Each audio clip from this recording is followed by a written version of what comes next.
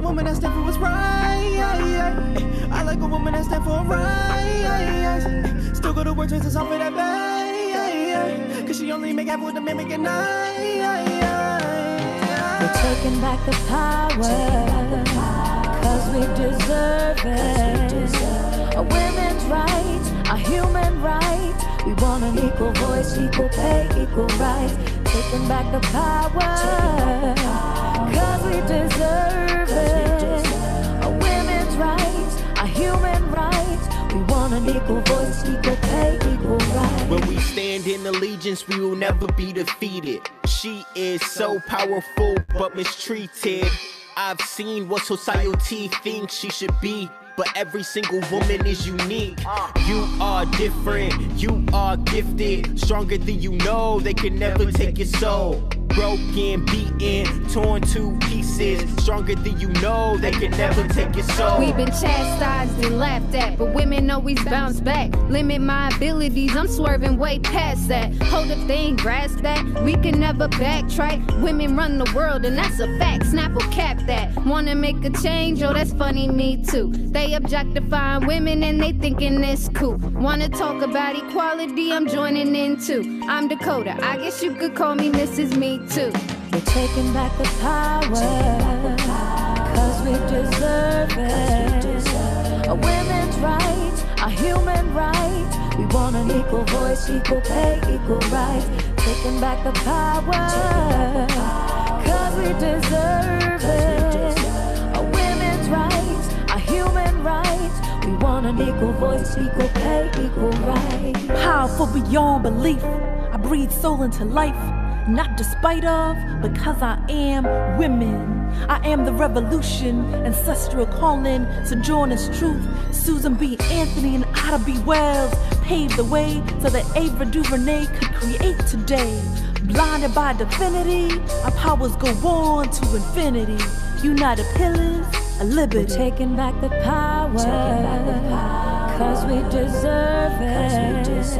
A women's rights, a human right. We want an equal voice, equal pay, equal rights.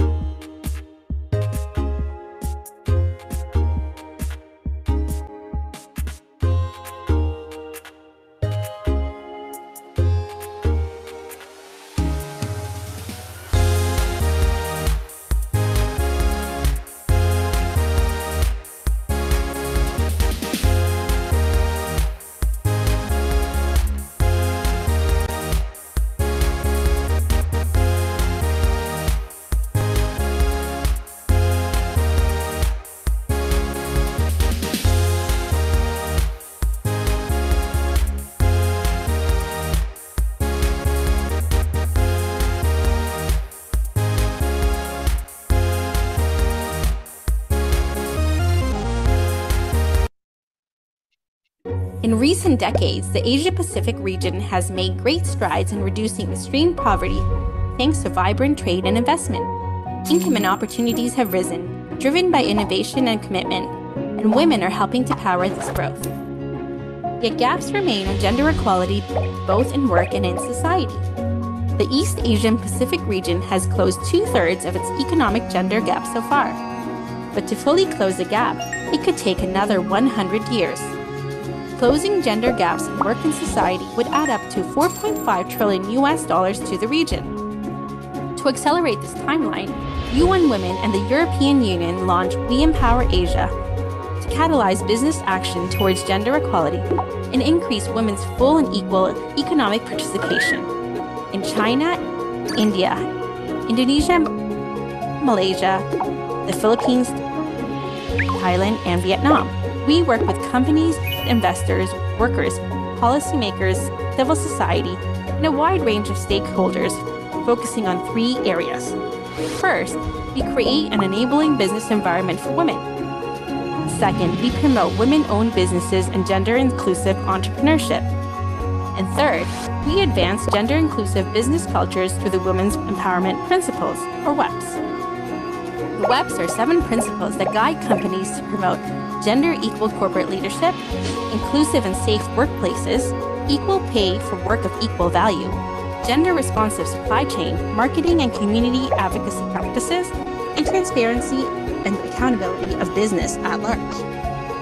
As we strive to build a more inclusive future for all, join us, along with thousands of business leaders around the world, who are now driving progress for women, turning their promises into reality.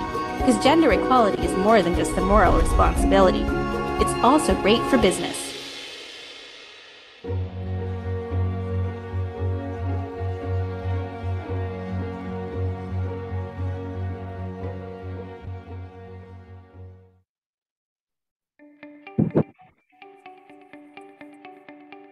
Think about the impact of a signature. Think about the magnitude of a global movement. Think about the difference you can make and the power of transformative change. By signing the Women's Empowerment Principles, you can galvanize your shareholders and stakeholders to drive change in the workplace, marketplace, and community through a framework of 7 principles. Brought to you by UN Women and UN Global Compact, the Women's Empowerment Principles are a roadmap for business sustainability, innovation, and productivity. Businesses by the thousands and in every sector are becoming part of this world-changing movement to advance gender equality. Businesses that become models for attracting talent, entering new markets, serving their communities, and measurably improving the bottom line. Because gender equality means better business. Don't miss this moment to make a lasting impact on your employees, suppliers, customers, and investors. Join leading companies already on the journey to greater sustainability and growth. Commit to the Women's Empowerment Principles and make today your organization's signature moment.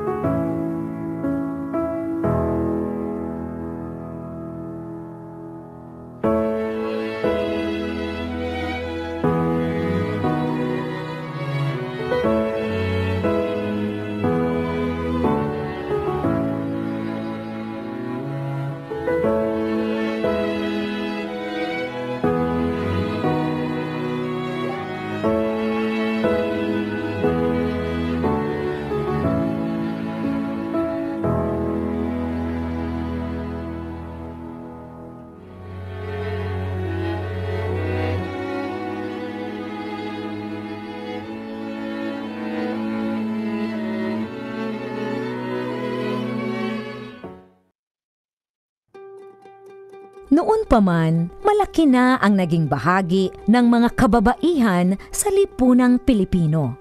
Kaisa sila sa marubdob na paghahangad ng kalayaan ng ating lahi. Kabilang sila sa paglinang ng ating makulay na sining at mayamang kultura. Kasapi sila sa pagtataguyod ng mga adhikain ng kapwa mamamayan at sa pagtugon sa mga pangangailangan ng lipunan. Katuwang sila sa pagtuklas sa mga larangan ng agham at medisina. Kapanalig sila sa pagpapairal ng batas, karapatan at katarungan para sa lahat. Kabahagi sila sa paglilingkod sa bayan at sa pagpapanatili ng demokrasyang Pilipino. Sa paglipas ng panahon, hindi nagmaliw ang kanilang pag-ibig sa ating inang bayan. Mga kababayan, ito ang alay ng mga kababaihang Pilipino para sa bayan. Tumayo po tayong lahat at sabay-sabay nating awitin ang pambansang awit ng Pilipinas. Ayaw mag-iliw, pero sa silanganan, alam ng puso, sa dilim mo'y buhay. Lumang hinirang, dulot na ng mag-ibig, sa manlulubi, di ka masisingil. Sa lahat ng lulok, sa sino at sa langit mong babang, may ginagang tula at awit sa paglayang minamahal. Ang isang ng patawad mo'y tagumpay na nagliligid. Tuwing at araw ng kailan pa may madilig.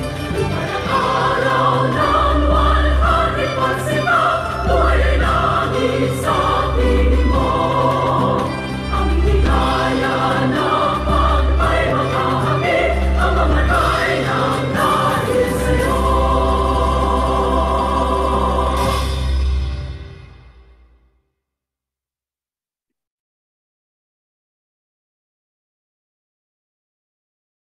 Good afternoon and good morning for those in the other side of the world, and a warm welcome to all of you for joining us in this auspicious event that we have all been so excited for. This is the launch of our ebook, I Am Woman. We are delighted to welcome our guests, especially the Honorable Secretary Ramon Lopez of the Department of Trade and Industry, Chairwoman Sandy Montano of the Philippine Commission of Women, Chair Renee Graham of our APEC Policy Partnership on Women in the Economy, the ASEC, Dr. Diana Ignacio, the Department of Science and Technology, of course, the Country Program Head of UN Women, Len, and all of our esteemed partners from the business community, for those who are supporting us for this particular project, and for the very strong women leaders who form the Women's Business Council Philippines. You know, since 1997, Women Biz has served as the voice of women in business and commerce, providing a platform for government to have a deeper appreciation of women's issues in business and to gather inputs for the formation of proactive and helpful government policies. This is made possible by the fact that our members comprise owners and executive women professionals of all sizes of business enterprises in many different industries. Over the years, Women Biz has launched strategic projects that address the needs of women in all sizes of business enterprises, such as access to market, access to finance, to research, to continuing education, to networks, to science and technology, among many others. Women Biz has also represented the Philippines as the lead private sector women's organization in international fora such as APEC, ASEAN, and other high-level meetings. I'm sure all of our guests here would agree with me that the sudden appearance of COVID-19 has changed the world as we know it. Economies, rich and poor alike, are reeling from the effects of this global pandemic. The debilitating effects have been felt the most by women, made more vulnerable by pre-existing inequalities in social, political, and economic systems. Discussions at the APEC Policy Partnership for Women and the Economy point to a significant setback in women's economic empowerment, some even say by 20 years. Earning less, saving less, holding less secure jobs, leading single-parent households with less access to social protection, according to a 2020 UN policy brief, women have less capacity to absorb economic shocks than men. And yet, many women serve as frontliners in this fight against the pandemic, serving as health workers, security guards, social workers, and the like. Women-owned, women-led MSMEs continue to battle for survival. I know, I'm one of them.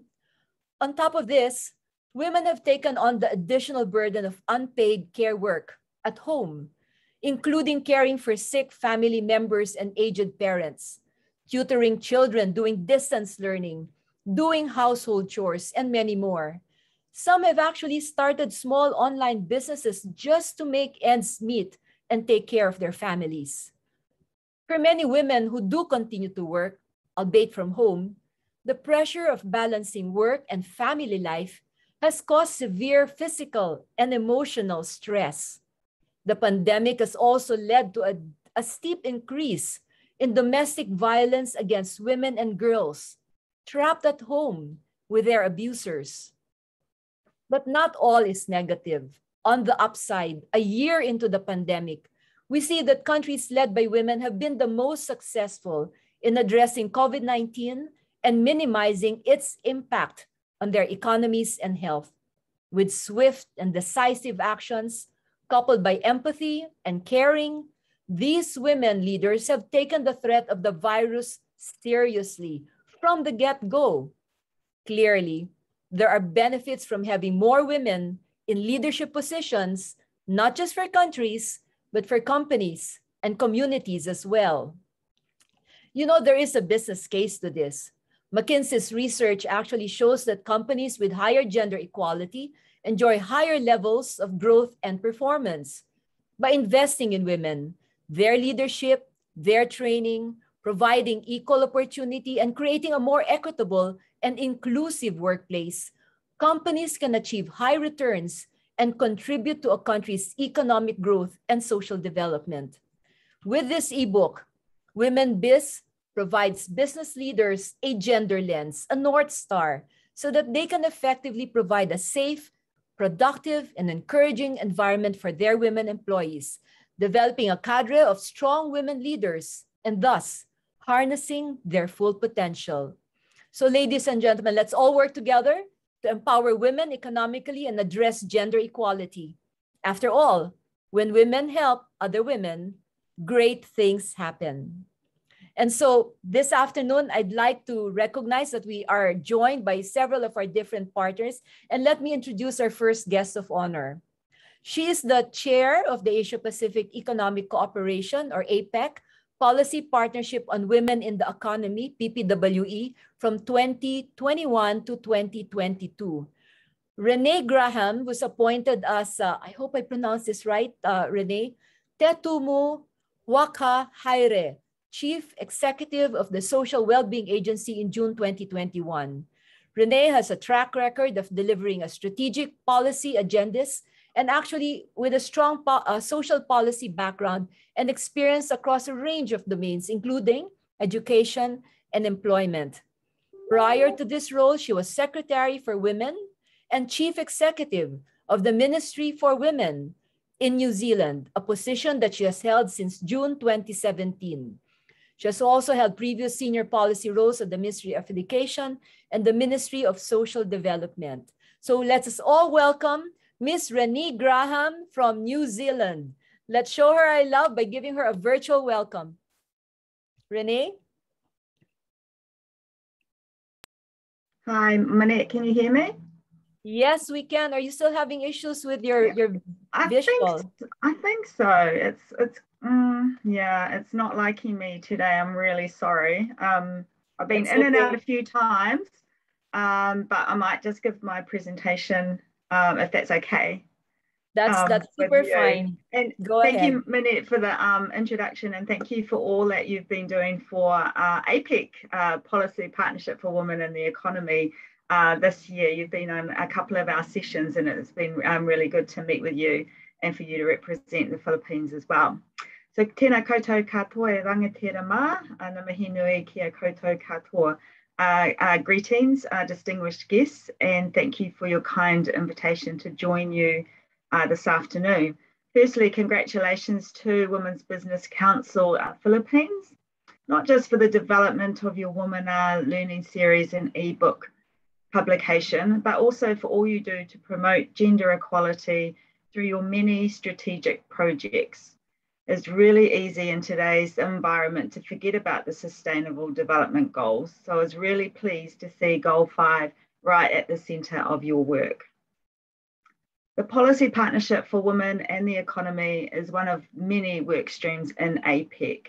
Across the 21 economies, we work to address 5 key pillars impacting women's economic empowerment: access to capital, access to market, skills and capacity building, women's leadership and agency, innovation and technology. I can see that these pillars are very well represented in the Womenar and ebook, and I think they will be a great resource across all of our economies. A few years ago, we realised at PPWE that while we had about 14 projects underway as a group, we couldn't improve gender equality all on our own. That's why we have a strong focus on public-private relationships, and we ensure that part of our program includes the ability to have public-private dialogue on a mutual topic of interest.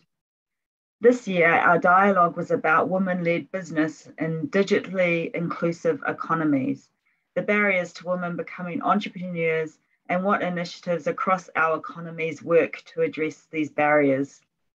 We were fortunate to have Ms. Rosemary Rafael from the Philippines presenting women-led online businesses in the Philippines during the pandemic and how to support women entrepreneurs in online businesses. This policy dialogue is an exceptional example of how together we can collaborate on women's economic empowerment, entrepreneurship, and leadership opportunities to drive growth and sustainable development.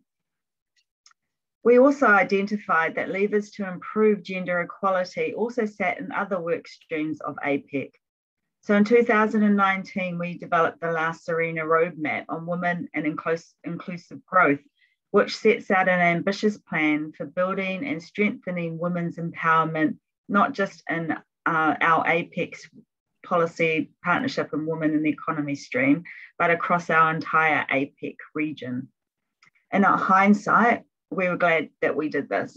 The disproportionate economic and social impact of COVID-19 on women and girls has set back progress significantly.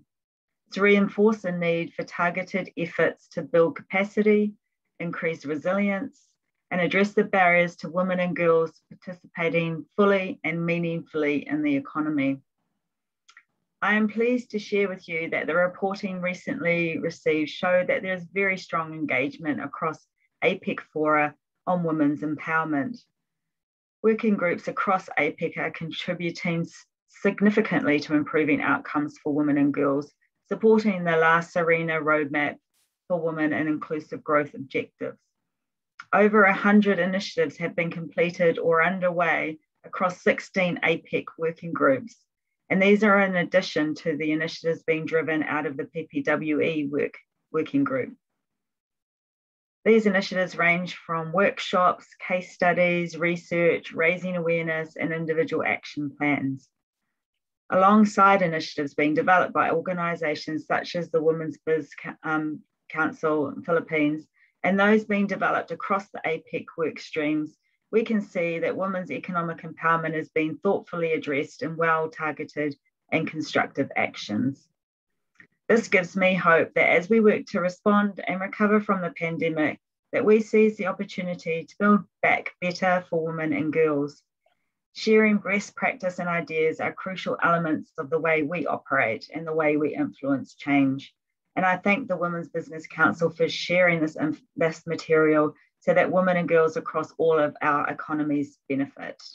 Thank you, Minette.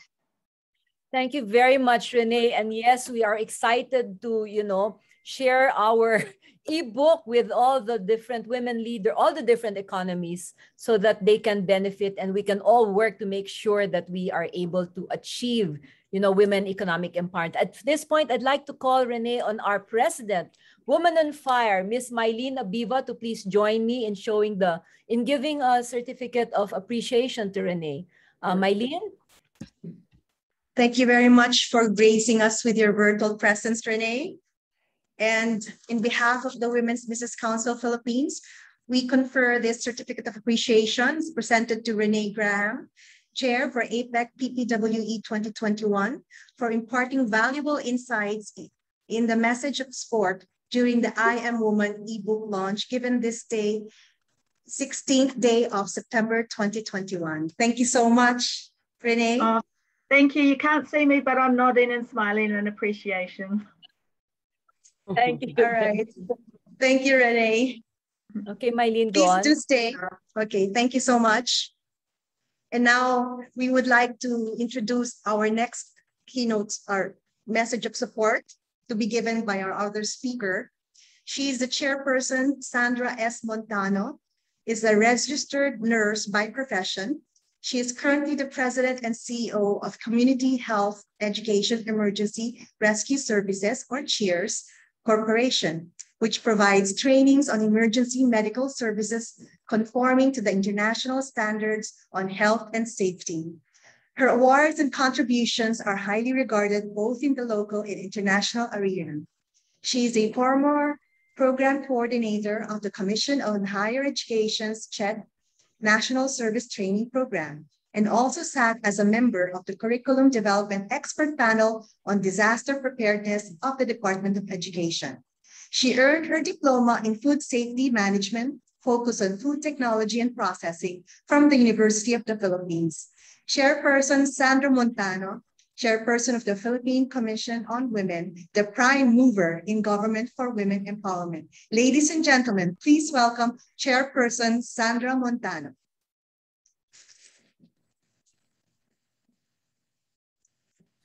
Thank you for the generous introduction, Sister Mylene.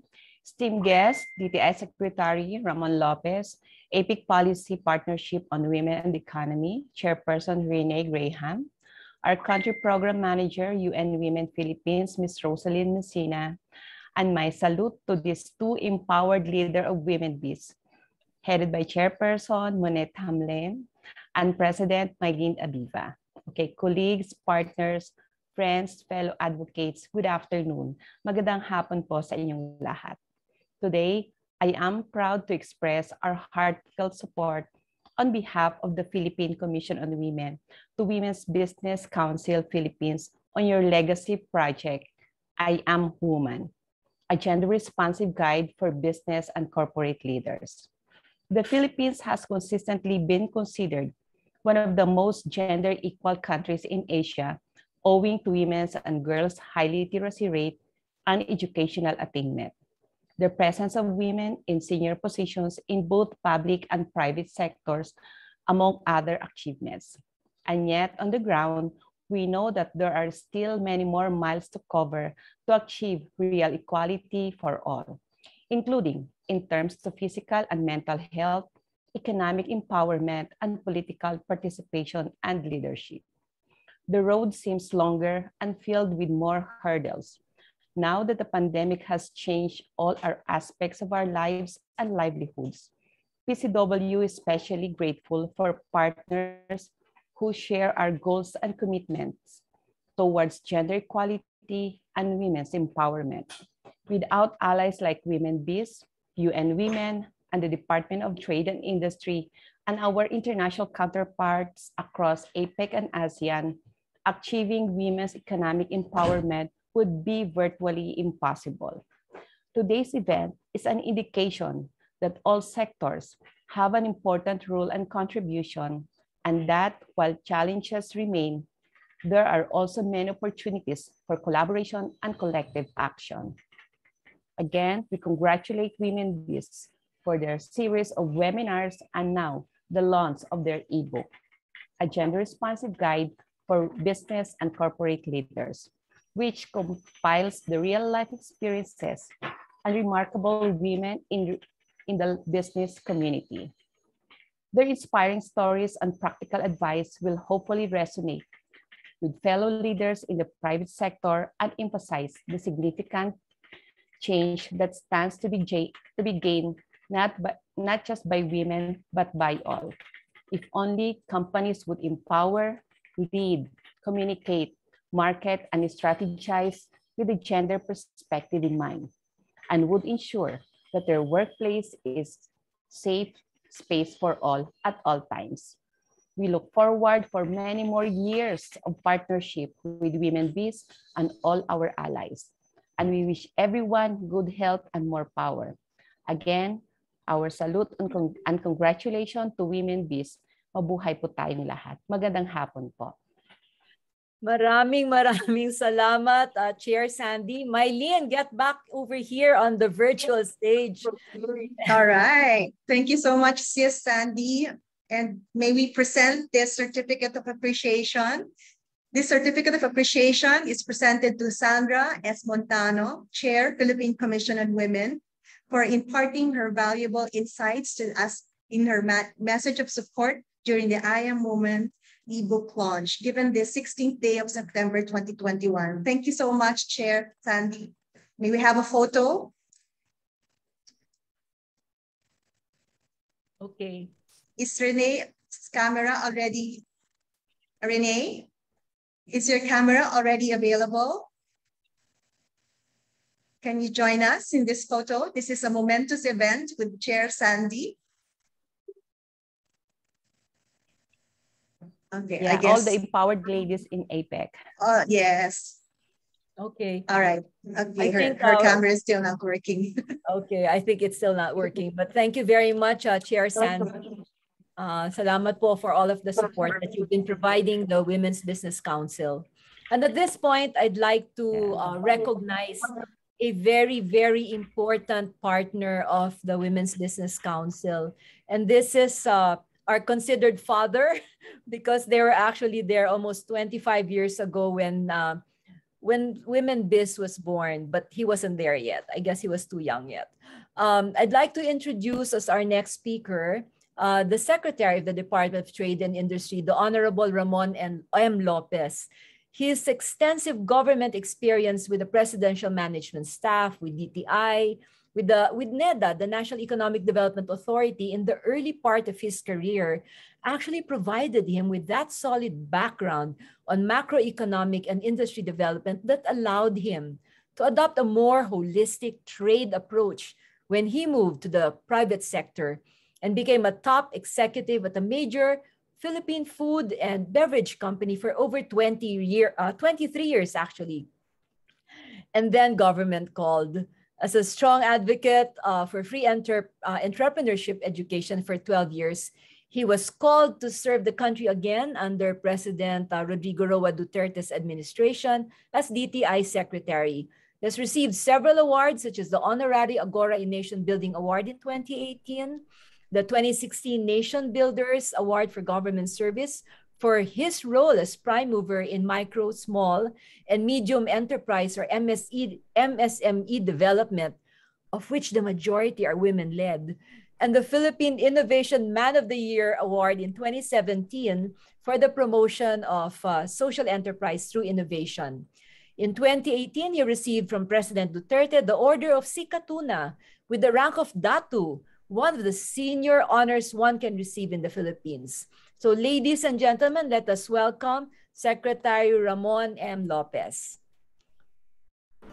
To our distinguished guests, officials and representatives from the Women Business Council Philippines, UN Women, Philippine Commission on Women, the Asia Pacific Economic Cooperation, the Association of Southeast Asian Nations Entrepreneurs Network, the Global Rust Trade, Indian Women in Enterprise, and the Department of Science and Technology, fellow servants, women business leaders, our NGO and academic partners for development, ladies and gentlemen, good afternoon.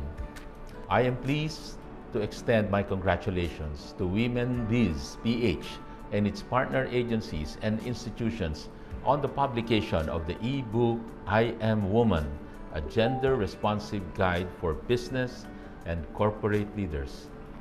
Women comprise over half of those who are into business, which means that they form the core of entrepreneurs contributing to the country's march towards upper middle class status, even prior to the pandemic. Women entrepreneurs, for this reason, were among those who were adversely affected by public health regulations implemented to protect our populace from COVID-19. These were evident in the loss of business and cash flow during the lockdowns, disruption of supply chains, among other adverse effects. It exposed the cracks in the capacities of micro and small businesses to handle heavy shocks from the pandemic and climate and geohazard-caused disasters.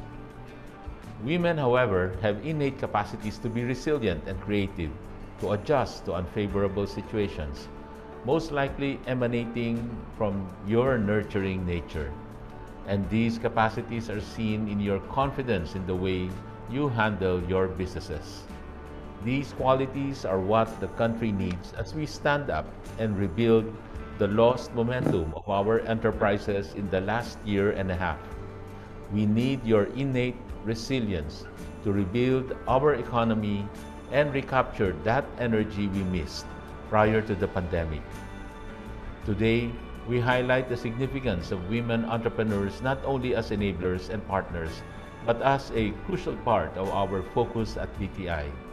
As we rejuvenate businesses in the new normal, we hope to see enterprises that can withstand shocks from disasters and unforeseen events, able to do business with minimal or no harm to the environment, having the capacity to leverage digital platforms, provide employment and business opportunities to women and men, and thrive in a globally competitive market. Our solid partnership with the Women's Business Council Philippines has resulted in a Memorandum of Agreement signed last May to further strengthen our collaboration. This will help capacitate women through entrepreneurship and urgently address the adverse impact of the pandemic. Our gender-based roadmap is captured in our Gender and Development Agenda in line with the updated Philippine Development Plan.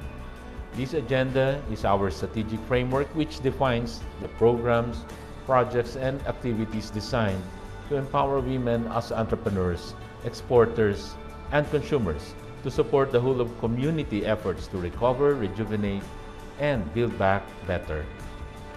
The GAD agenda takes into consideration the importance of overcoming socio-economic and gender barriers in the business community. And in so doing, it creates the environment and opportunities for women to effectively contribute to economic growth through entrepreneurship. We hope to strengthen our efforts to continuously address these challenges through programs and services that support women's economic empowerment, increasing their access to capital, technology, markets, and enhancing their entrepreneurial skills and leadership capacity. DTI, as the main advocate of MSME development, is committed in helping women entrepreneurs with the full support of President Rodrigo Roa Duterte through our 7Ms framework in uplifting micro SMEs. Many of the DTI's entrepreneurship programs and initiatives revolve around these 7Ms, which include mindset change, mastery, mentoring, money, market access, machines, and models of negosyo. Within the 7Ms, we integrated programs for COVID-19 rebuilding initiatives through immediate interventions to help reboot, restore, and rejuvenate affected micro SMEs. These can be accessed by women entrepreneurs affected by the pandemic and even those who turned into livelihood activities after losing their jobs. These recovery programs include financing through COVID-19 assistance to restart enterprises or CARES program through the DTI Small Business Corporation. Likewise, the e-commerce roadmap, which we developed, will help women entrepreneurs leverage the digital platform to access production networks, markets, logistics, integration, and financial transactions. The 7Ms framework complement the 6 lead areas of the I Am Woman e-book. We hope that this will contribute to empowering our women entrepreneurs and create future leaders and managers who will be communicators, marketers, and strategists towards a healthy and productive environment, not only for our business community, but also for the country as a whole. We urge our partners to continue our efforts for women's economic empowerment. In the process of efficient service delivery, may we always recognize gender responsiveness as a necessary part of MSME development. Let us continue to harness the resourcefulness, hard work, and resilience of our women entrepreneurs in the new normal. Once again, congratulations to everyone who collaborated on this ebook. May this serve to inspire more women entrepreneurs. Maraming salamat po at congratulations again. Thank you very much, Secretary Mon Lopez. At this point, Mylene, let's call on DTI USEC Bless Lantayona to join us here on the virtual stage. So she will be receiving the certificate for Secretary Ramon Lopez. Hi. Yes, and may we also invite Chair Sandy to join us as we present the Certificate of Appreciation to DTI. Chair Sandy. And Ms. Lenlen Messina of UN Women, please join us. Here. There you go. Thank you. And Ms. Lenlen Messina, please. Right. The Certificate of Appreciation is presented to Secretary Ramon Lopez, Secretary, Department of Trade and Industry, for imparting valuable insights in his message of support during the I Am Woman ebook launch, given the 16th day of September 2021. And we will hand it over the Certificate of Appreciation to USEC Blesila Lantanoya. Thank you so much. Okay, may we have a photo?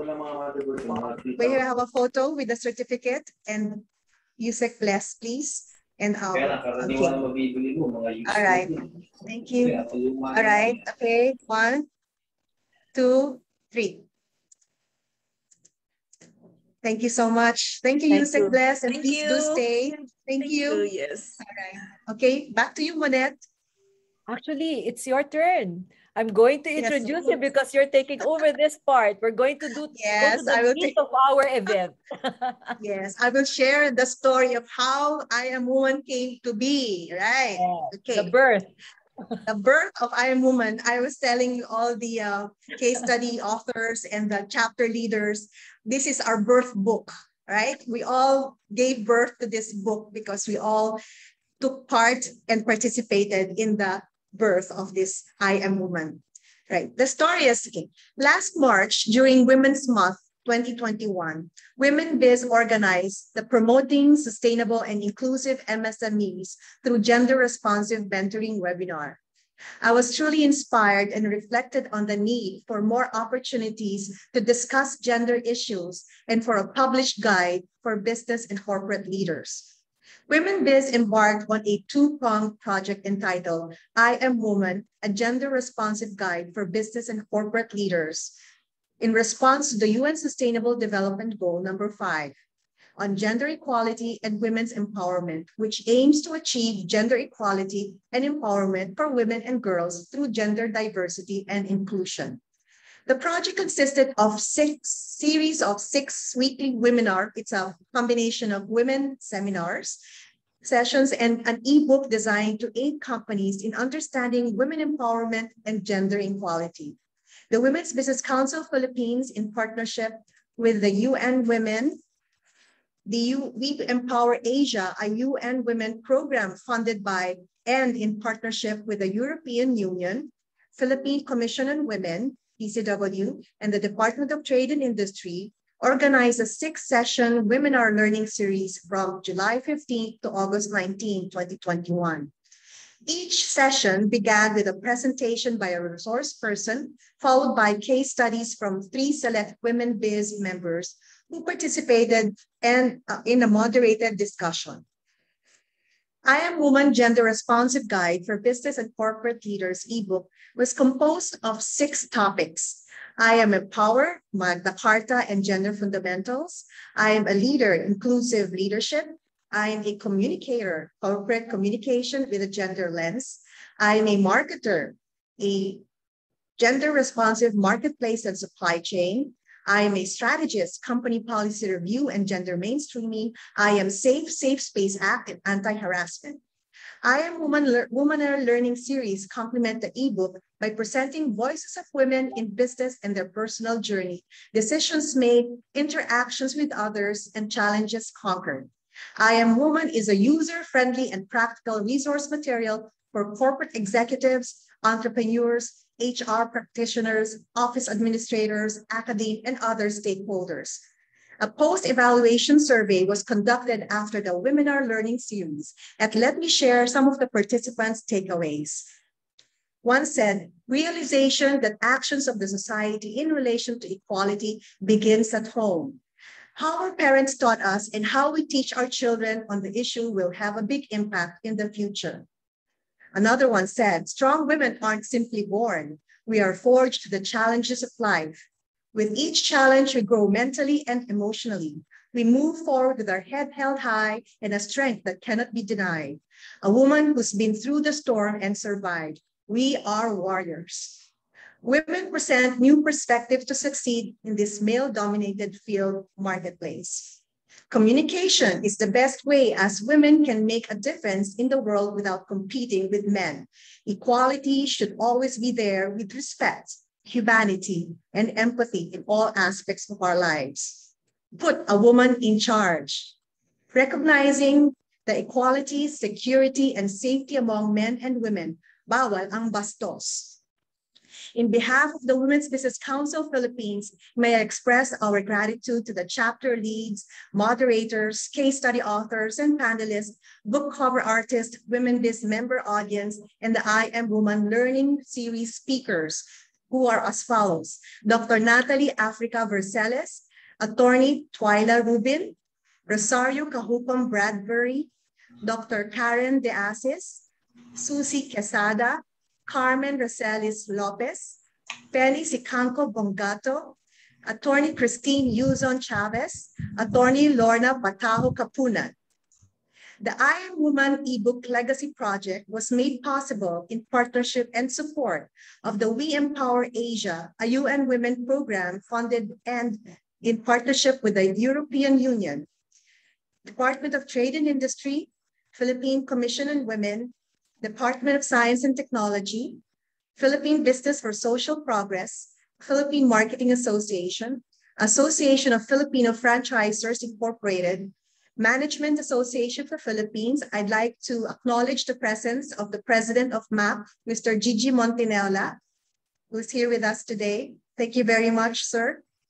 We have the Indian Women in Enterprise. We have a President, Priya, also here. We have the Royal Danish Embassy Manila, and would also like to acknowledge the presence of the former PCW Chair, Ms. Mirna Yao. Can we have her also on spotlight? We also would like to thank Bennett Alinduza, the publisher, Think Publishing, and her team for making such a wonderful and beautiful book for us. I'd also like to acknowledge our sisters from Filipina Women Network who are also here today, this afternoon, evening, or morning, whichever time zone you are in. And now with much pride, may we officially launch the I Am Woman ebook, a gender responsive guide for business and corporate leaders with a recap video.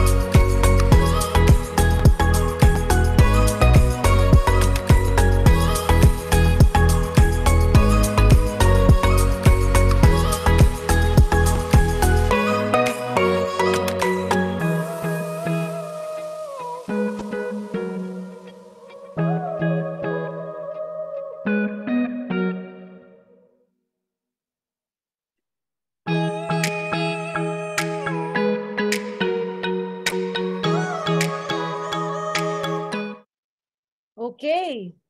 So thank you very much for that. May I please call our chapter leads and our case study authors. So please, please open your videos now so we can have a group photo.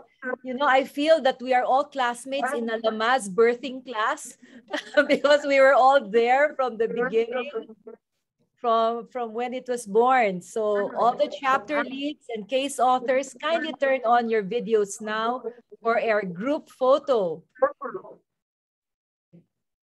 This is our group photo with our baby book, which is I Am Woman, okay? All the chapter leads and authors, please. Okay. Sir Wax, let us know when you were all complete. We should be about 32 total. Wax, Miss Kathy Turville is saying that she's unable to open the video. Please allow her. The video that was disabled by the host.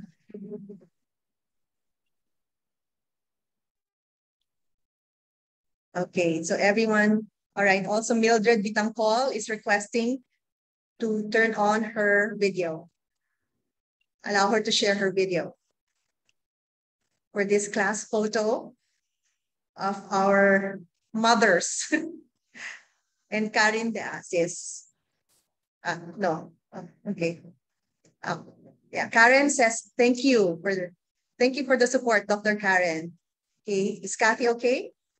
Yes, can I call on like Marivic Espano, Grace Sata, I see her already, Cherry Atilano, Tonichi, Maricel, Mildred, Gina, Leia, Donna, Myron, Dana, Kathy Turville, Nora, Flor, Ida, Lorna, Cynthia Mamon, Dr. Jean, Rosemary, who did I forget? Oh, I hope I didn't forget anyone. Jeannie's already here. Dick Dubaladad. Okay, Cherry saying she cannot open her video. Okay, let's wait for Cherry. Okay. Ayan. All right, I think the screen is now full. Flor is here. Cynthia, beautiful outfit, Cynthia. Right. Okay, where is Cherry? Kathy. There. Myron is here. All right. Okay, say when. Okay. Ako ba yung photographer? Okay. All right. Ako pala yung picture. Ako pala. All right. Okay. Ladies, smile. One. Can you switch on your video na rin later? Who's that? Kathy? Okay. All right. 1, 2, 3. Next page. All right. Okay, Gina. Hi. Okay. 1, 2, 3. Okay. All right. Okay, Cherry's here. Mildred is here. Okay. Now, Monette, is Evelyn here? All right. May we request everyone now to switch on their videos for a photo? Hello, Rosario. Thank you so much for staying up late again. We have Bing Carion. Thank you so much for joining us. Our friends from DTI and the UST. All right. So everyone, ladies and gentlemen, please switch on your videos so that we can have a photo with the book, I Am Woman. Okay. All right. Wait a few seconds. All right. There's quite a few of us. I mean, 5 pages. Okay, everyone. All right. Tere, can you please switch on your video? All right. Okay. First page. All right, Evelyn. Okay. All right. So first page. Okay. All right. Smile. Sir Wax. All right. Next page. Dami natin. Next page. All right. Next page, Sir Wax.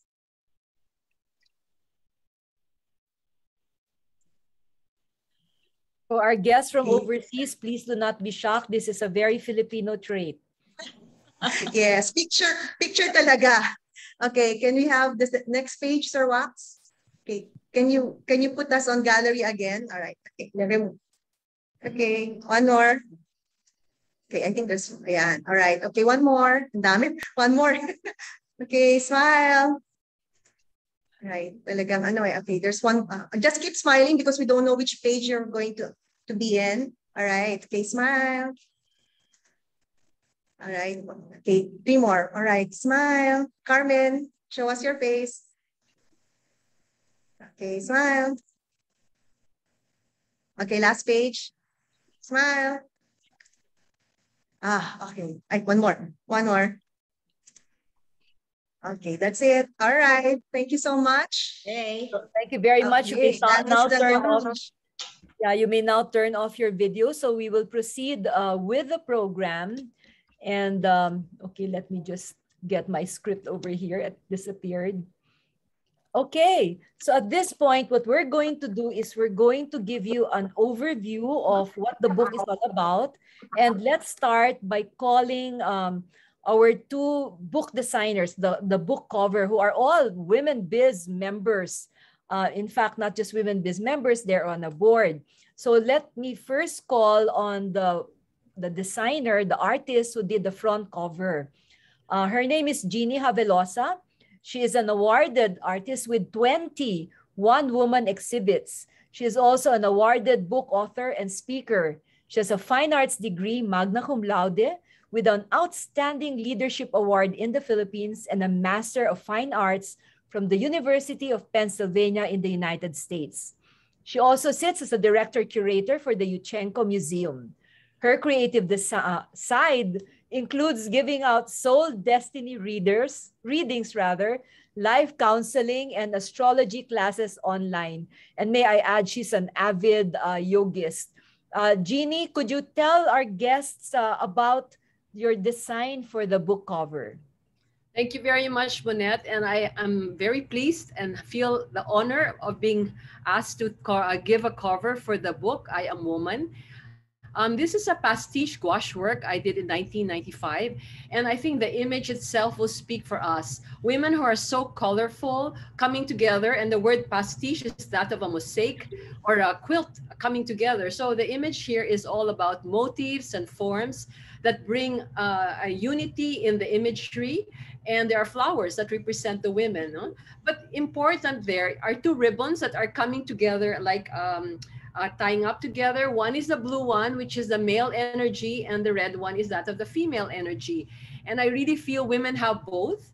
It's for us to be able to bring out our very young side, to be able to push the things we want to do, but fall back on our very feminine side, which is the red ribbon. And also at the same time, being able to make men understand this, that there is both feminine and masculine in them. So the pastiche coming together are women, all of us working together towards a shared advocacy and something that is all about joy, colors, a whole difference of each other, but coming together in unity. So I'm very pleased and very honored to have been asked to give the cover of this book. Thank you very much. Thank you so much, Jeannie. Thank you very much for that.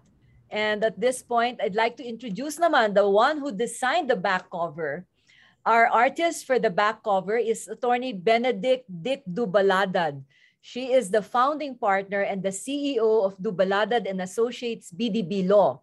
She is a Harvard-educated, multi-awarded lawyer, regarded as an elite tax practitioner. And she has consistently ranked as one of the top 100 lawyers in the country by Asia Business Law Journal. In fact, just yesterday, the latest edition came out, and she is there once again together with someone else I will introduce later. Attorney Dick Dubaladad is a recognized business leader, an author, a painter, a philanthropist. She founded the BDB Law Foundation in 2014 to address gaps in humanitarian, cultural, and social civic developments focusing on quality education, sustained livelihood, clean environment, and better health. Currently, she is the co-chair of the Capital Market Development Council. Let's give a warm welcome to attorney Dick Dubaladad. Dick, over to you.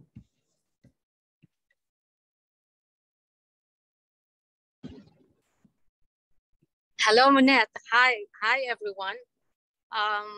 I don't know if you can see me now while I am traveling, actually.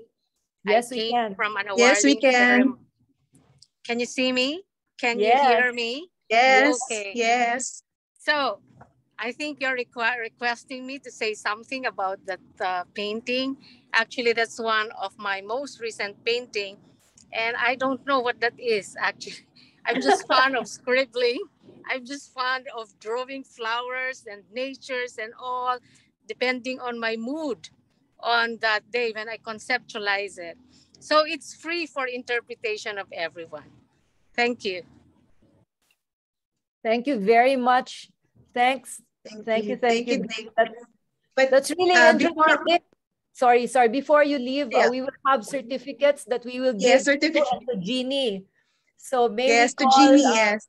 Jeannie on the stage, please, to accept her certificate, and then we will ask Dick. See, Mylene, take it away. Okay. The certificate of appreciation is presented to G. Havelosa for sharing her artistic talent in designing the front cover of I Am Woman, a gender-responsive guide for business and corporate leaders, given the 16th day of September 2021. Okay, we have a picture. Okay. All right, 1, 3.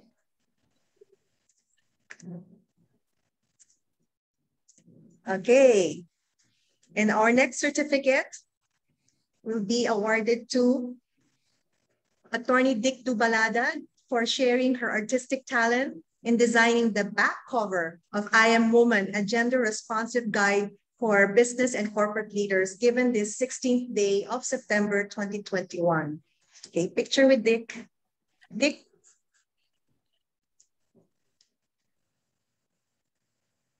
All right. Thank you very much. Let's give our virtual applause to both Jeannie and Dick for sharing their artistic talent to us for the front and back cover of the I Am Woman book. Thank you very much. Thank you very much. We're so proud of you. Yeah. Talaga, super duper. You've made our book so much prettier with your paintings. So vibrant, isn't it? Ang ganda. So vibrant. Okay. At this point, what we will do is we're going to introduce the people behind each of the valuable chapters, the 6 valuable chapters that we have in the I Am Woman ebook. So let me start with the very first chapter. And this chapter is the chapter on, okay, hold on. Let me just turn on my, okay. It's I Am Woman, I Am Empowered, Magna Carta and Gender Fundamentals. So this chapter was led by our dear past President Chiqui Escarialgo and past chair. She is now the CEO and Chief Behavioral Strategist of Mansmith and Fielders, Inc., a 30-year-old advocacy-based marketing and sales strategy and innovation, training and consulting company.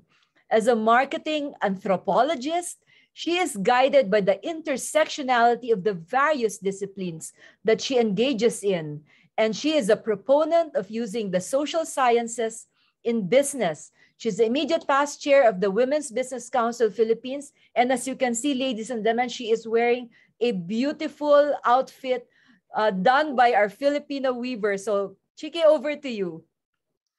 Good afternoon. Thank you so much, Manette, for the introduction. Again, this is Chiqui Escarialgo, your chapter lead on the first chapter entitled I Am Empowered.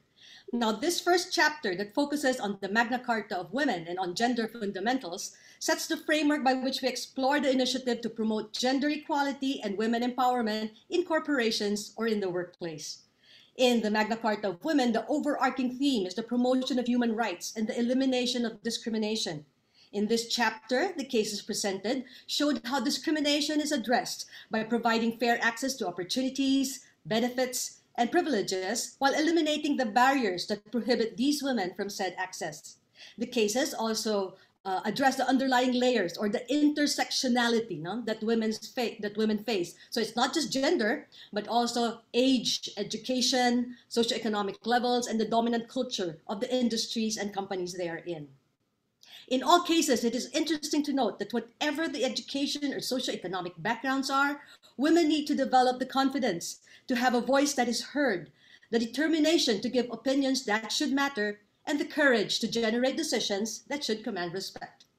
This can be foregrounded in workplace cultures that have both male and female empowerment champions, and by structural reforms such as the Magna Carta of Women to move the needle faster toward true empowerment and for meaningful change to happen for more women. In the meantime, we see efforts by women for women in the economic sector to uplift the status of women, especially those marginalized, through work empowerment solutions that can provide more stability as shaped and demanded by these changing social, cultural, political, and economic times.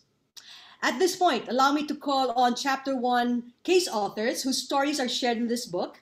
I will introduce them one by one and they will share a highlight from their case. Let's start with the founder and CEO of Agrea Agricultural Systems International, Inc. Please welcome Cherry Atelano to share her insights.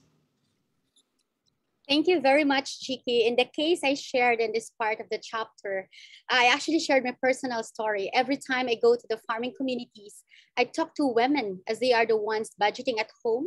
However, most of the time, they don't have access to the income of their husband, especially if the latter has vices. They don't have a voice for decision making at home. The women farmers are mostly the first to plant, to grow, to harvest, but the last and the least to eat, because they prioritize their family. The Magna Carta of Women places women entrepreneurs and business women at the front and center of priority for policy making, valuable interventions and equitable support, combined with the women economic principles, intentions and implementation of inclusion and equity directives are made firmer, creating a system where every stakeholder in the value chain, especially critical in agriculture, is identified, nurtured, invested, listened to, and educated. Thank you so much. Thank you so much, Cherry. And to build on that, to further build on that, to present the next insight would be the president of the Corporate Executive Search Group. Please welcome Grace Abelia Zata. Grace? Thanks, Chiki. Thanks, Chiki. Hello, everybody. In the case I shared for this chapter, I talked about the initiatives of Pebbles Puyat, the owner of Thousands Oak Corporation. She was aware it takes involvement in the lives of employees to generate holistic solutions.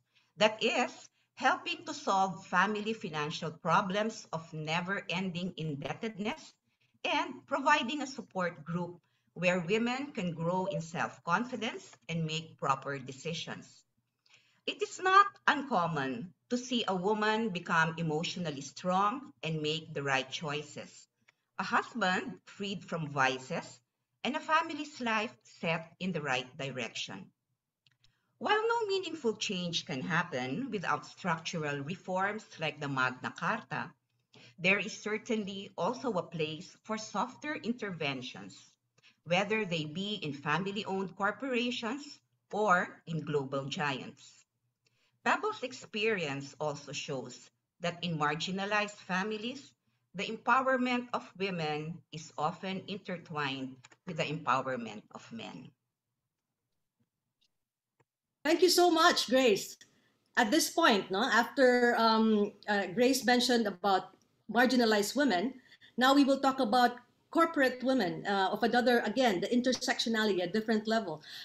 Please welcome to share her insights, Chairperson and Chief Executive Officer of Punang Bayan and Araulio, PNA Grant Thornton, Marivic Españo. Thank you, Chiki. Good afternoon, everyone. For a business that has talent as a primary resource, supporting the professional and personal growth of our employees is a key focus of PNA Grant Thornton. And this is the story that I described in my case.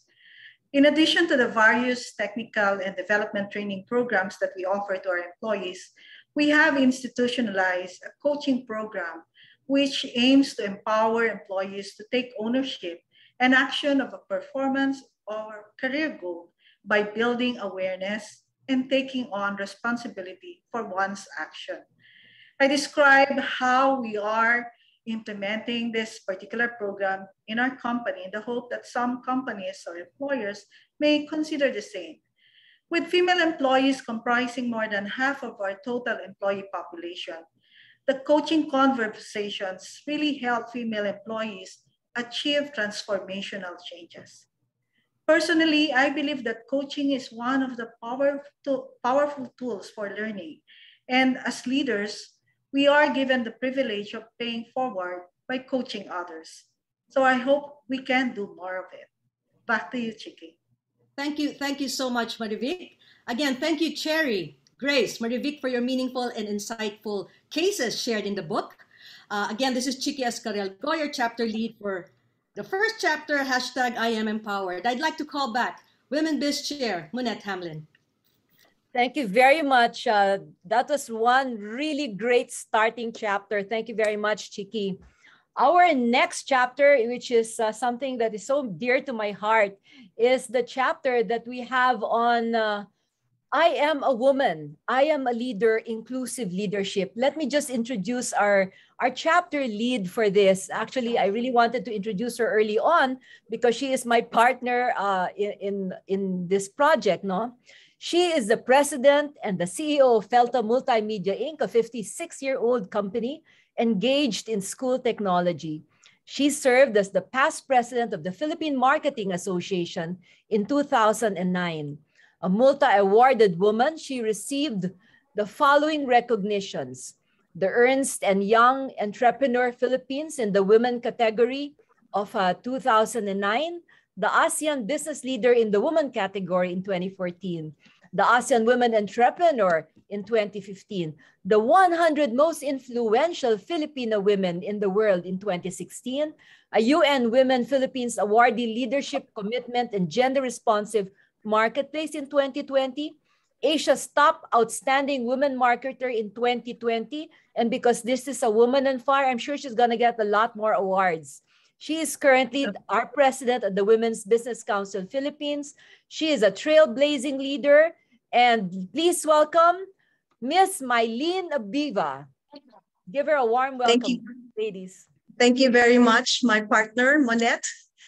All right, this project would not have been possible also without your spearheading and also making sure that all our content is current and also exact in our English. And I'd like to present I Am a Leader, Inclusive Leadership. In this section or in this chapter, it says that being a leader is a mark of courage. Leadership plays a role in the success of any organization. And the inclusive leadership goal is a work environment that will aspire people to be better, do better, feel better. A culture that focused on motivation and morale, value teamwork, shared vision and goals, and women empowerment goals hand in hand with inclusive leadership. And some of the takeaways we've learned from this inclusive leadership is that the women, whoever they aspire, is that we are in a position not because we are just women, but we have gained the equity and because we are capable with our skills and we are equipped and proud of it. Inclusivity is respect for uniqueness of another, regardless of all attributes that are defined in differentiation, gender, religion, culture, creed, race, education, and expertise. Women leaders are effective change agents by being honest, fair, with integrity and empathy.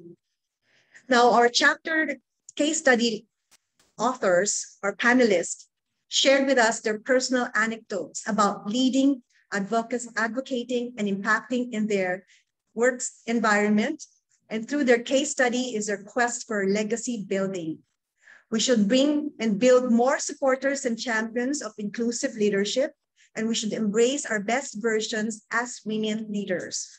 Our first panelist and our first case study author I'd like to introduce is the first ever Filipino country manager of PepsiCo Philippines.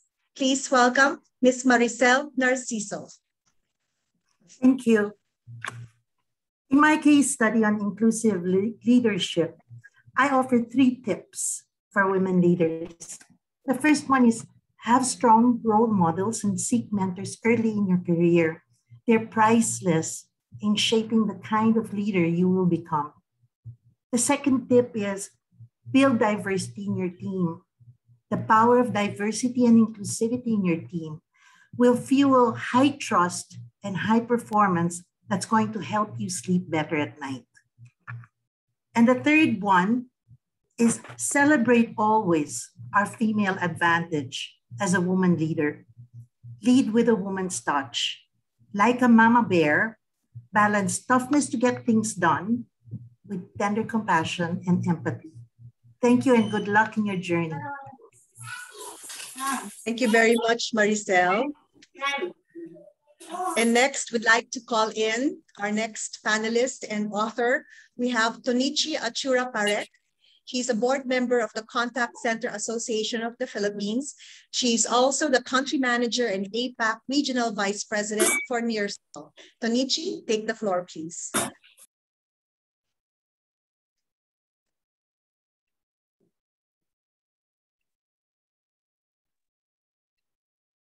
Okay. All right. We still do not have Tonichi, but let's move on to our next panelist and case study author. Please welcome the chairperson of St. Peter Life Plan Group, Ms. Mildred Bitancol.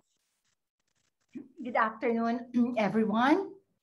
Good afternoon, Mylene.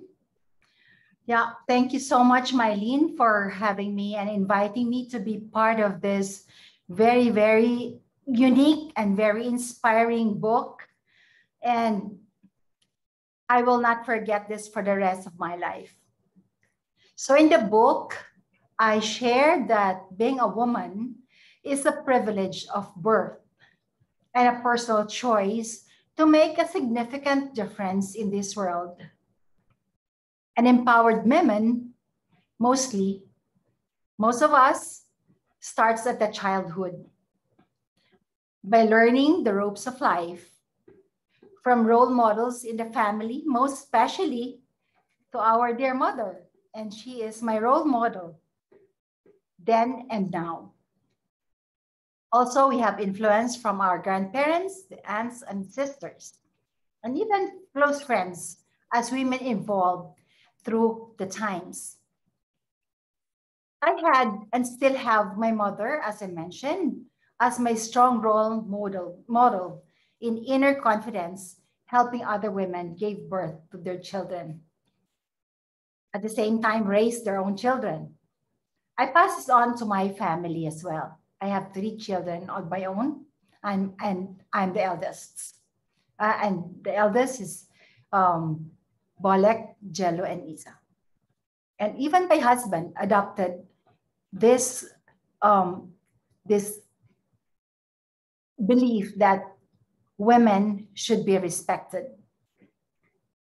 Women are recognized for what they possess as the inner confidence that stems from developing good life skills, learning continually, and education with integrity, compassion, balanced perspective, and work competencies. All this we bring to the workplace regardless of the position, our socioeconomic status, race, and ethnicity, and even age. As I shared, when I decided to take on the responsibility from being a doctor by education and profession to a death care expert, it was a choice.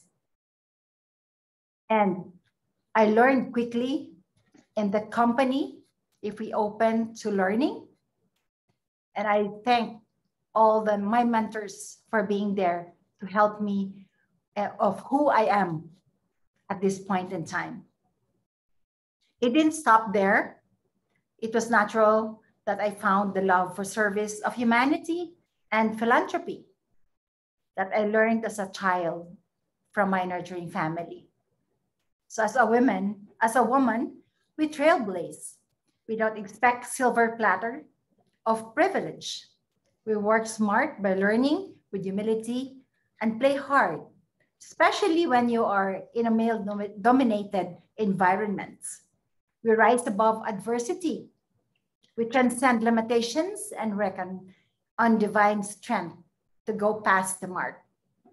We nurture compassion, natural to the nurturing women instinct.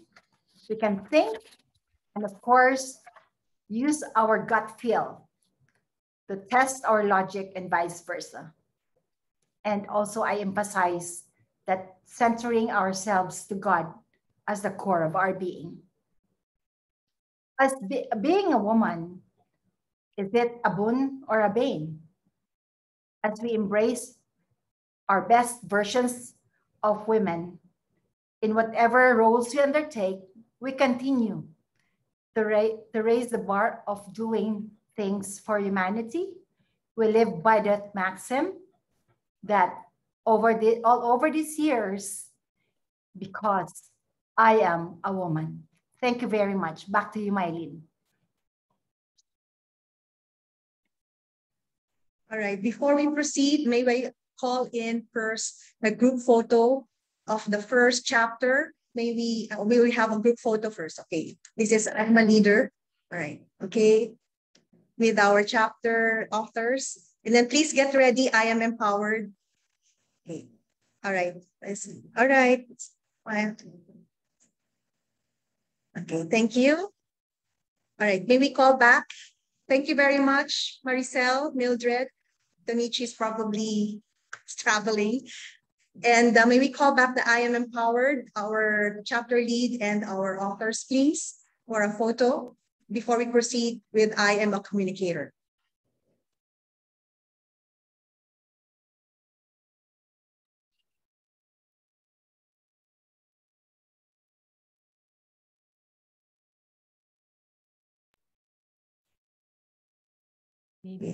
All right, so we have Marivic, maybe call in Cherry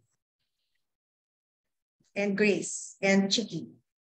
Okay, all right, let's just have a photo. Okay, 1, 2, 3. There's Grace. Okay, all right, okay, smile. All right, okay, let's proceed with the next chapter. Thank you very much, ladies. Okay, since I said we are a tandem here, so I will be introducing her this time. Right, our next chapter lead is Maria Montserrat Iturralde Hamlin, commonly known as Monette. She's a woman leader, entrepreneur, mentor, mother ducky, domestic goddess. Monette is the founder and president of Team Asia, a 29-year-old award-winning integrated marketing experience firm that builds brands through branding and design, digital marketing, content marketing, events and activation, video production. Monette concurrently serves as chairwoman of the Women's Business Council Philippines, chairwoman of Hopkins International Partners Incorporated, president of the Government Academe Industry Network, or GAIN, and vice president for conventions of the Philippine Association of Convention, Exhibition Organizers, and Suppliers, or PASEOS. She served on the Tourism Promotions Boards as a director representing the meeting, incentives, travel, conventions, and exhibitions and event services and facilities sector for 3 years. She currently heads sub-working group for human resources of the Philippine MICE Roadmap 2030 and also serves as board of PhilWen, which is Philippine Women Economic Network, and is a focal point for the ASEAN Women's Economic Network. She leveraged a distinguished career in international publishing to conceptualize and create Asia's first agency dedicated exclusively to corporate identity development and non-traditional multi-channel marketing communications. Monette developed the business process that made Team Asia a modern marketing communications pioneer in Asia and an award-winning arbiter of industry performance, a popular public speaker and business consultant. Ladies and gentlemen, please welcome Monette Iturralde Hamlin. I'm blushing already. Thank you very much, Mylene. You know, our particular chapter is something that's very close to my heart, and that's because I'm in this communications industry, with Team Asia.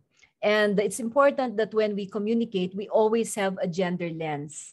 Often overlooked, using gender lens in communication can actually make the difference between reinforcing stereotypes that limit a person's capabilities and life choices and challenging these beliefs to help shape a more inclusive, a diverse, and equal society. Indeed, we all have the power as well as the responsibility to create positive change in a society's attitudes by our choice of words and images. By equally representing men and women in non-traditional roles and professions, we implicitly remove gender bias as well as empower them to pursue their dreams and achieve their full potential. All of us we can work together to do our share in infusing a gender lens in our communication. How can we do this? We can avoid using words and images that patronize, that objectify, that marginalize, or even depict women as victims. Instead, why don't we portray women as agents of change, as leaders, as empowered human beings in positions of authority and power? At conferences and webinars, ensure a diverse and inclusive speaker and moderator roster. And you know, guys, if all of us do this, we can look forward to Sheryl Sandberg's prediction. In the future, there will be no female leaders.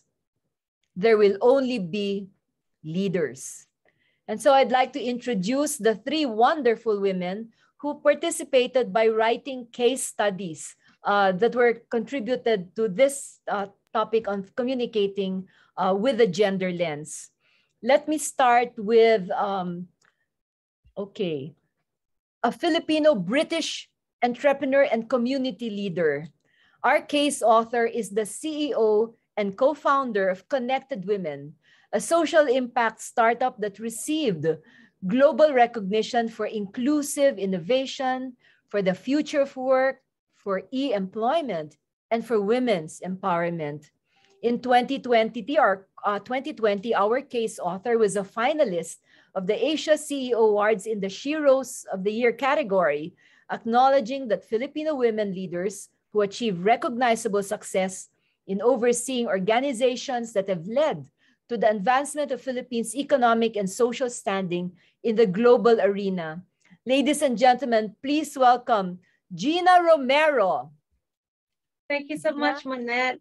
Thank you so much, and congratulations on this momentous occasion. It's really an honor to be part of this event and to be part of this book.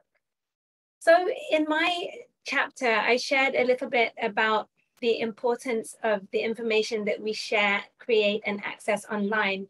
Technology has really democratized the ability to access information, and that's really a wonderful thing. But unfortunately, the way that the internet works is very much garbage in, garbage out. The information that everyone is accessing depends on what we ourselves are putting out there. And so that's a really big responsibility. And to highlight the power of online content, I actually invite readers to go to Google image search and type in the phrase boss stock photo and see what comes up when you type that phrase in. And then do a new search and type in assistant stock photo and see what comes up. And I think you might be quite shocked, actually, that in this day and age, in 2021, that the stereotypes that we see when we type in a simple image search are actually not accurate or representative of what we see around us in our day-to-day lives. So I think, by demonstrating how important it is to think very carefully as individuals, as organizations, and whoever we are, whatever we're contributing online, we really have to think very carefully about how we're depicting women in these scenarios, because the images that we put out there, the information we put out there really has the power to influence and create a different perspective than the reality or the future that we want to create. Thank you very much, Gina. Thank you so much. That's really very important. That thing to Google will really make it front and center that there is a disparity. Our next case author is the president of Ube Media. She's a director of 1LGC Lina Group of Companies, a recipient of the ASEAN Women Entrepreneurs Network Award, Outstanding Entrepreneur Award in 2019. She's also the chair of UCI, a sanctioned road race. It's called La Tour de Filipinas.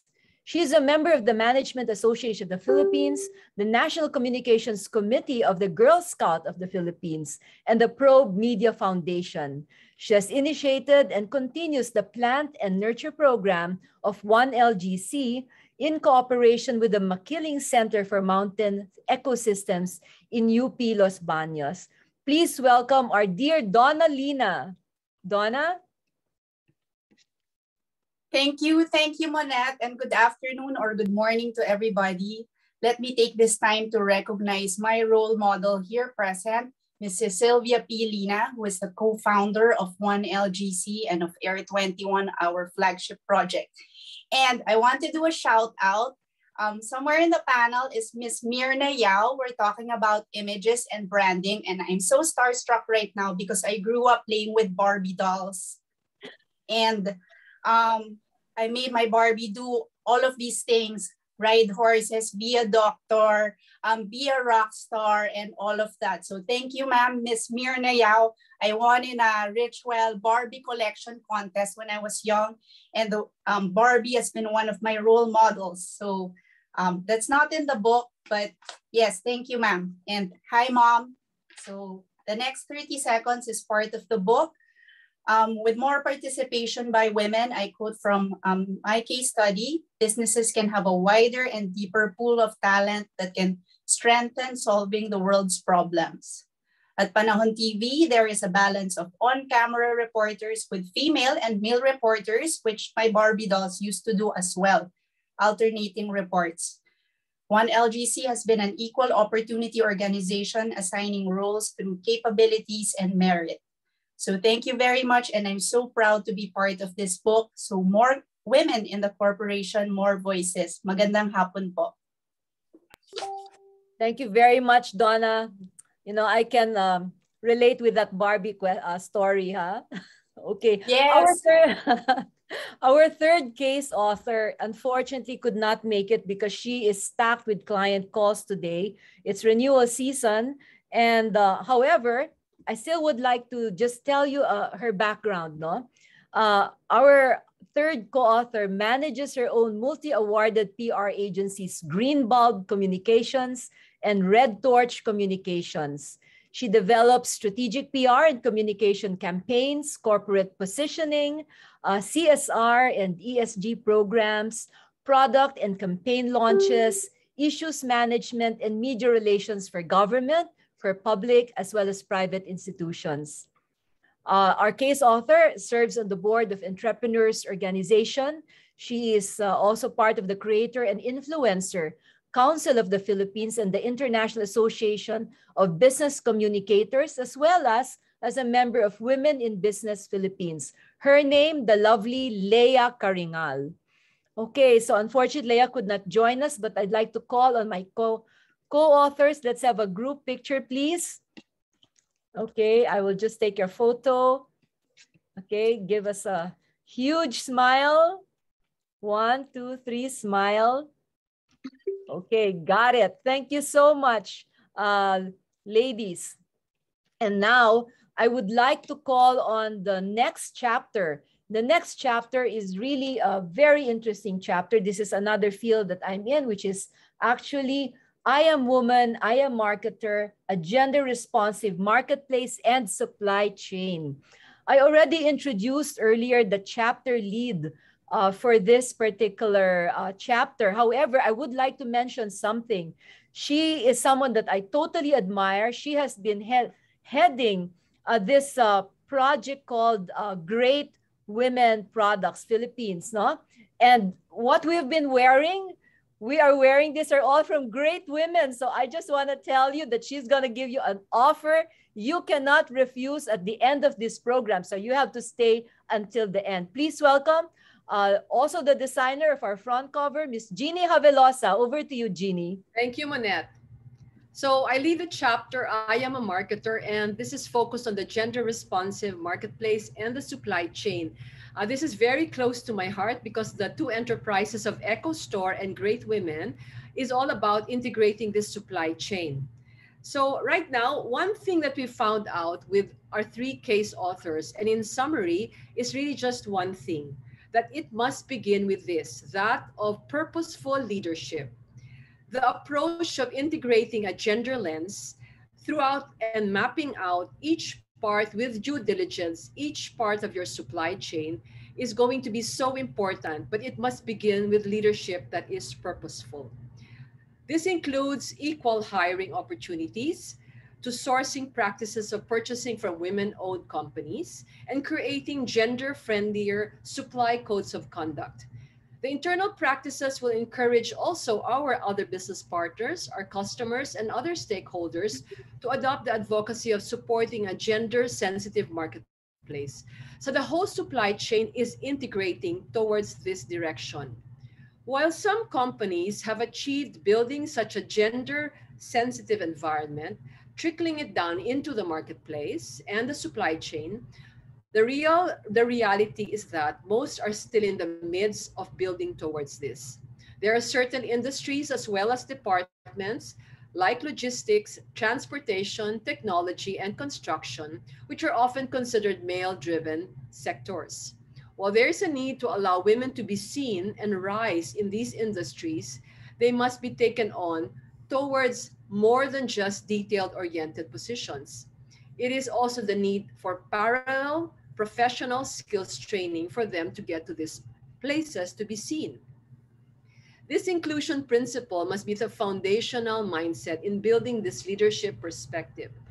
Women must be represented in the supply chain with equal opportunity and supportive with development skills, financial and management acumen. And the dignity and the image of women must always be looked at positively and presented in all marketing initiatives of the company towards that of respect. These strategies must all work together. We cannot just do one without the other. That is why we talk about integrated processes. We then communicate this internally and externally to help build gender responsive marketplaces. If we check each and every part of our supply chain and place a gender lens there, then we are closer to strengthening women's space in the marketplace. This chapter brings three fantastic points of view. One from a woman who brings together organizations of other women and helps strengthen them. Another from a corporate space, and that last one, that of an entrepreneur. Let's first listen to Myren Garcia. She's the president of Myren Business Concepts, Inc., an events management company. And also, she's the founder of NEW, which is a network of enterprising women. Myren, over to you. Thank you, Jeannie. Good afternoon to everyone. We know women can do anything they set their sights on. However, society continues to perpetuate gender stereotypes, which can limit the scope of what people pursue for their careers. We should continue to work on how to dismantle gender roles and stereotypes and empower and support women to pursue their passions, especially careers non-traditional for their gender identity. I have this favorite adage, which I would like to share, and it goes, "We are all Wonder Women. Know them, be them, raise them." Know them and recognize co-women professionals and entrepreneurs who are thriving in the corporate world and business industry. Be them, have the courage to achieve and be unstoppable of what lies beyond, and raise them as they radiate strength, compassion, and determination to raise the children of tomorrow. Thank you. Thank you, Myren. Your work with the NEW is always that of inspiring women at the get-go to become already powerful in their own spaces. Okay, now, to support with the corporate angle, I'd like to call on our next speaker. She is Dana Maharokon, Managing Director of Lalamove Philippines, a 24/7 on-demand delivery app that seamlessly connects users and drivers around the world to move things that matter. Over to you, Dana. Thank you so much, Jeannie. You know, when I was asked to give my insights and contributions to a book that promotes gender responsibility and aims to guide businesses and corporate leaders, the first thought in my head was a resounding yes. I have been very, very fortunate to have succeeded in a male-dominated series of industries such as tech and logistics. But this would not have been possible if not for the great leaders that have been purposeful, have been calculated, and have been extremely conscious about inclusivity and ensuring that marketplace supply at all times uses gender lens. Their influence had been foundational to the mindset that has been embedded in me. We all create ripples. But not everyone has had the same luck, unfortunately. And my hope is that I Am Woman is able to guide current and future leaders in order for us to make an impact to more women in the business world and in the marketplace. I am, alongside all of the women in this webinar, is in the position that this is possible and it is possible to do this now. But it all starts with all of us and the ripples that we all create. So thank you once again to Women Biz, and thank you so much for this wonderful project. I am sure that many women in business will be influenced by this. Well said, Dana. Thank you so much. From the entrepreneurial perspective, we're bringing in Kathy Turville, who is a wonderful dynamic entrepreneur and a pioneer in the Philippine spa industry. She's the owner of Nurture Wellness Village and Nurture Pharmacy, a farm tourism destination that, you know, from now on, everybody should be going to because it's already slowly opening up and it's a wonderful fresh air. So Kathy, tell us about your own journey in a nutshell. Thank you very much, Jeannie, and thank you everyone for this opportunity to share our Nurture story. From the beginning, Nurture sought to work with the women in the barangay, looking not for high-level education or skills, but for the innate attitude and warmth of the applicant.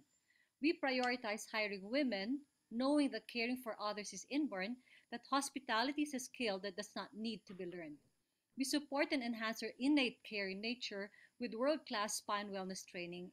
Through monthly meetings, intensive training, and challenging assignments, we push them to discover skills that they did not know that they had.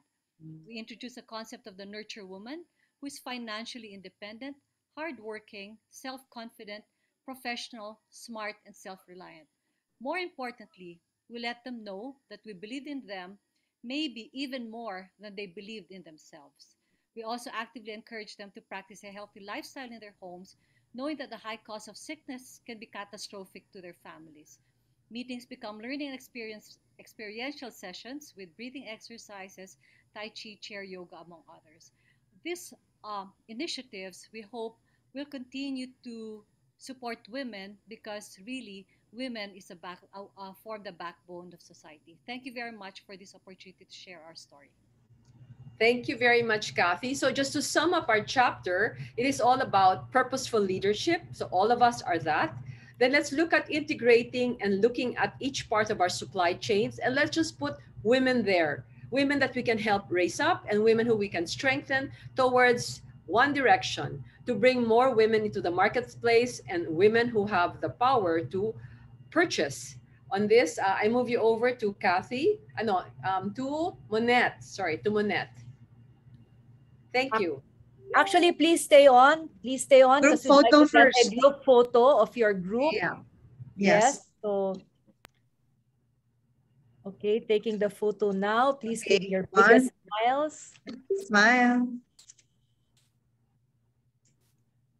Hey. Okay. So thank you very much for that.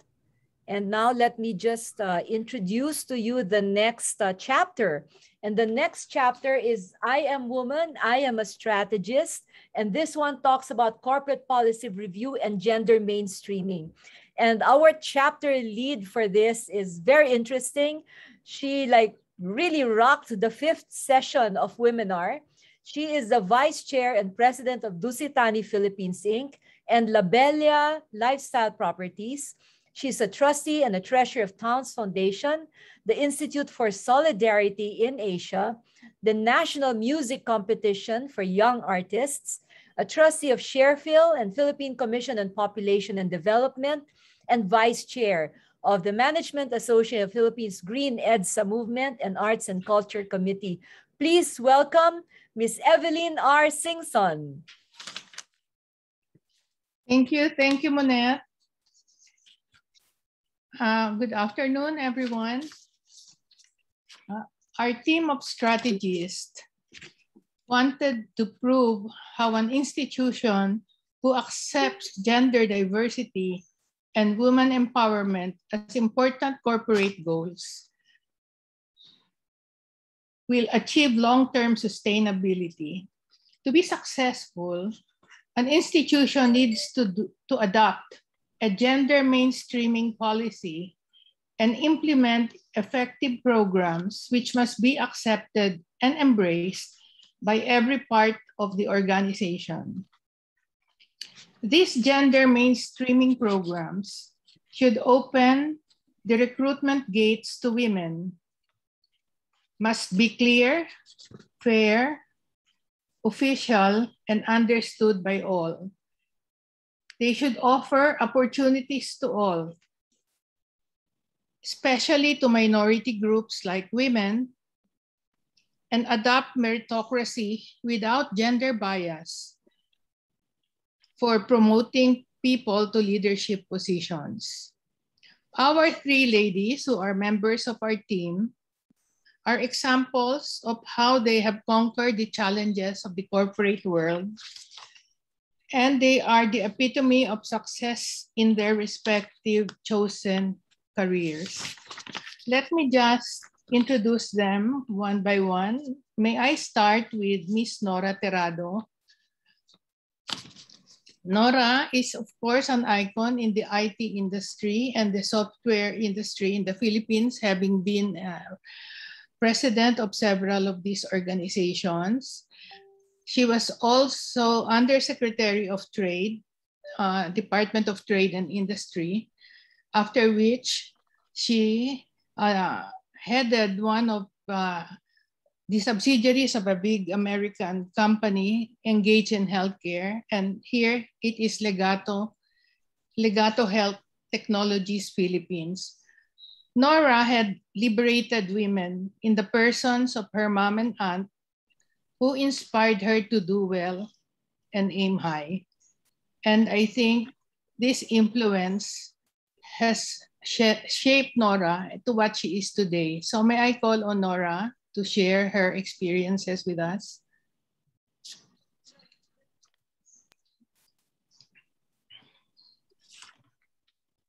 Thank you very much for your kind introduction. First of all, I want to thank the organizers of this book for the opportunity to be a contributor. In this book, I shared two notable cases of challenging experiences as a business leader. The first one was in a scenario where there was clearly a story that diversity made a difference in the development of a complex software that met the broader needs of the commuting public in a nearby city abroad. With a woman leader and diversity added to the project, the team benefited from the collective design thinking and software engineering intelligence. The team learned from a more accurate group thinking and collaboration, and gaining from this experience, assembling diverse teams became a policy and best practice in the company that I was running. In my present situation as co-founder of Legato Health Technologies in the Philippines, I was determined to maintain a workforce demographics that are representative of our customer base, the healthcare providers and health card members. We were deliberate to recruit, retain, develop diverse people of gender, sexual orientation, religion, age, skills, and abilities. And gender inclusive and responsive corporate policies play a big part in building Legato's highly valued culture of diversity and inclusion. As a business leader, it is very important that our strategic priorities, at least in my experience, to include gender mainstreaming, because it is an endeavor of value creation, because it nurtures growth, creativity, and innovation. Inclusion emanates from work environments where diversity thrives. Thank you. Back to you, Evelyn. Thank you, Nora. Thank you, Nora. Our next speaker is Ida Tiongson. Ida was a victim of sex discrimination in her previous career. I mean, sex discrimination only in the workplace, not outside of it. She outperformed her colleagues, maybe her sexist colleagues, and spoke up for her rights. Then she went ahead to search for more favorable pastures to conquer. Ida is a recognized fintech expert, also an icon in the IT industry, and a much sought after speaker in several associations dealing with governance. So may I introduce Ida Tiongson. Thank you, Miss Evelyn. Not sure about the recognized leader. Anyhow, key takeaways in my case: power of having a mentor and a policy that is seriously being implemented. Action speaks louder than words. Employees' well-being, education, fair treatment should not be limited to mere discussions or just in paper. If a company would want to ensure success in gender diversity, we propose you include this as part of your KRA, meaning right down to even up to the department's performance scorecards. Make it part of the target, because if it can be measured, it can be managed, and real change will happen. I am strategist. Back to you, Ms. Evelyn. Okay, that's good. Thank you, Ida. And of course, last but not least is Flor Tariela. As we all know, Flor has been the chairman of the Philippine National Bank, one of the biggest commercial or universal bank in the Philippines. She recently just retired, and of course now she is dedicating her time to gardening. She has a big farm in Antipolo where she converts weeds, grass, and leaves into food. So if Flor invites you to her home, be sure to expect a salad made, which she picked up from her garden. So Flor, her institution is one of those that have been awarded for gender diversity and women empowerment. And it is to the credit of Flor that this has happened. So let me call on Flor. Yeah, thank you, Evelyn. I am woman. We are women. Actually, as women, I would like to encourage everyone to always be aware, to be always conscious, and to take advantage of every opportunity to be able to advance our advocacy for gender equality, and also to empower other women. You know, policies are important because the policies actually serve as the behavior and performance blueprint for management and employees. But equally important is to walk the talk. So I am woman, I am a strategist. So thank you, Flor. That sums up the summary of our contribution to the I Women book. Thank you, and may I return the floor to Monette. Don't run away. We're going to take a photo of you. So please all give me your best smile while I'm taking your photo. Okay. Okay. Okay. Okay, one more, just to be sure. Please give me smile. 1, 2, 3, go. Thank you very, very much. Thank you. That was the 5th session. And now we will go to the last group, the last chapter. And it's a very important chapter because it deals with protection of women. It is called I Am Safe. And it talks about the Safe Space Act that the country has, as well as our laws on anti-sexual harassment. Our chapter lead is one of the leading litigation lawyers in the country. And actually, she is currently the senior partner at the Capunan and Castillo law offices.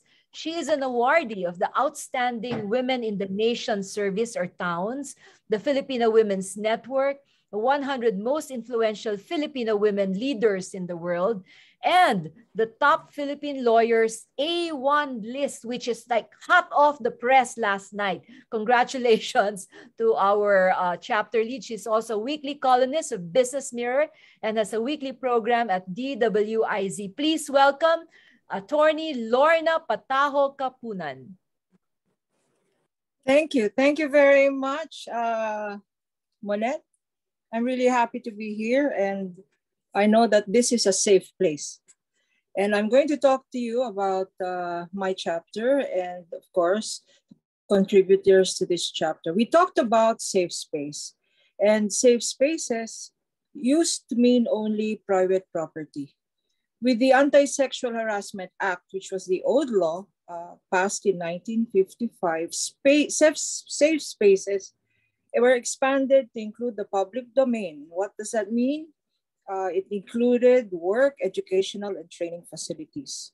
But with the new safe space law, which people remember as the Bawal ang Bastos law, signed into law in April 17, 2019, the definition of public space was further expanded to include streets, malls, and even privately owned places like restaurants, retail stores, and cyberspace. So even cyberspace now, your virtual space should be a safe space under the new safe space law.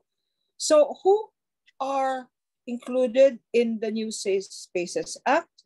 Now, anybody can be charged as offenders.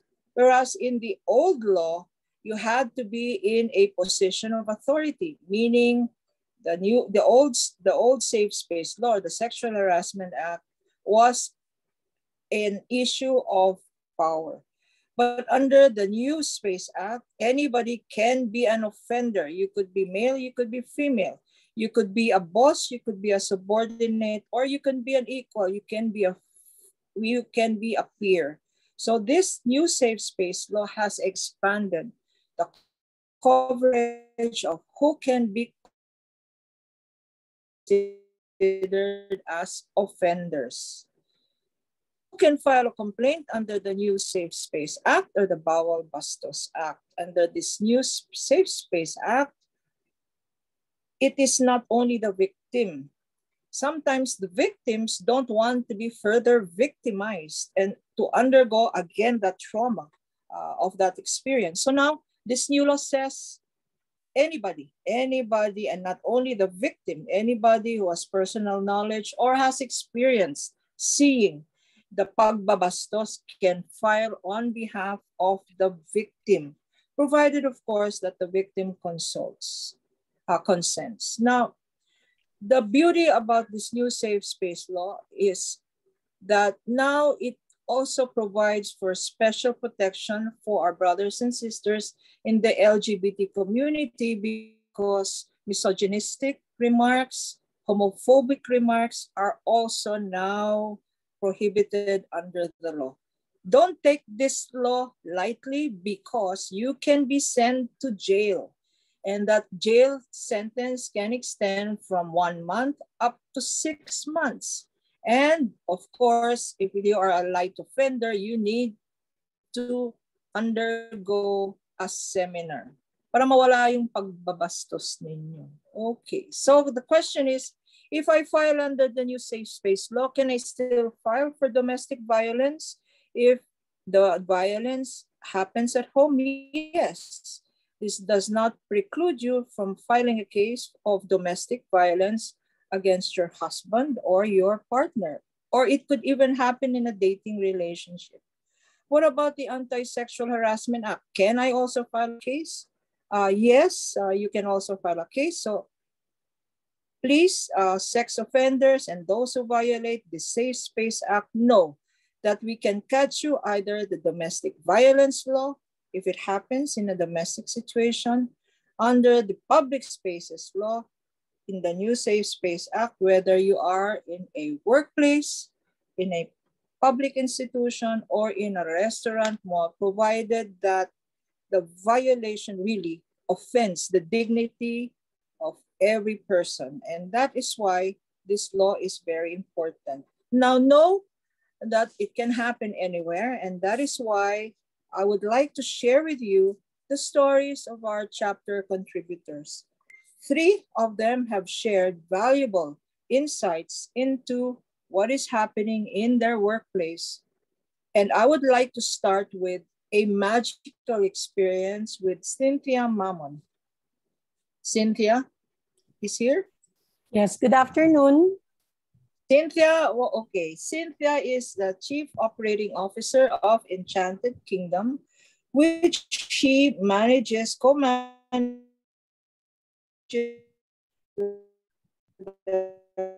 husband Mark, one of the influential leaders in the world, but she was one of the highest, most powerful, let me quote, the most powerful woman in information technology when she used to head Sun Micro System. Let us learn from Cynthia why Enchanted Kingdom is not only a magical place, but also a safe space. Take it away, Cynthia. Magical afternoon to everyone. And thank you, Mylene and Monette, and of course, Lorna, for bringing me here, being part of this book. Of course, we told about Enchanted Kingdom. Enchanted Kingdom, which opened in 1995, is the first and only world-class theme park in the country. And our mission is to provide magical experiences that give happiness. Enchanted Kingdom is definitely a values-driven organization. So everything we do is based on our corporate values, love of God, integrity, respect, innovativeness, and loyalty, as emphasized in our recruitment programs, training, and performance management. EK practices inclusivity and gender equality in the workplace, as 70% of the ExCom and MANCOM are women, and we embrace and employ members of the LGBTQ, as anyone can perform any role, enjoying equal opportunities where respect and trust are practiced in compliance with the Safe Spaces Act. EK's slogan, "The magic is here," means the magical experience should start from within each cast member. So love of God is exemplified in spirituality in the workplace. Even our rides like Aguila, the flying theater, is inspired by a Bible verse, Isaiah 40:31, paraphrased, "Those who hope in the Lord will renew their strength and will soar like eagles."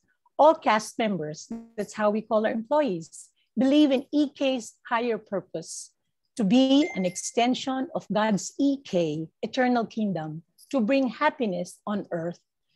As you know, EK believes that good values drive good behavior, and so we can prevent all these violations in the Safe Spaces Act.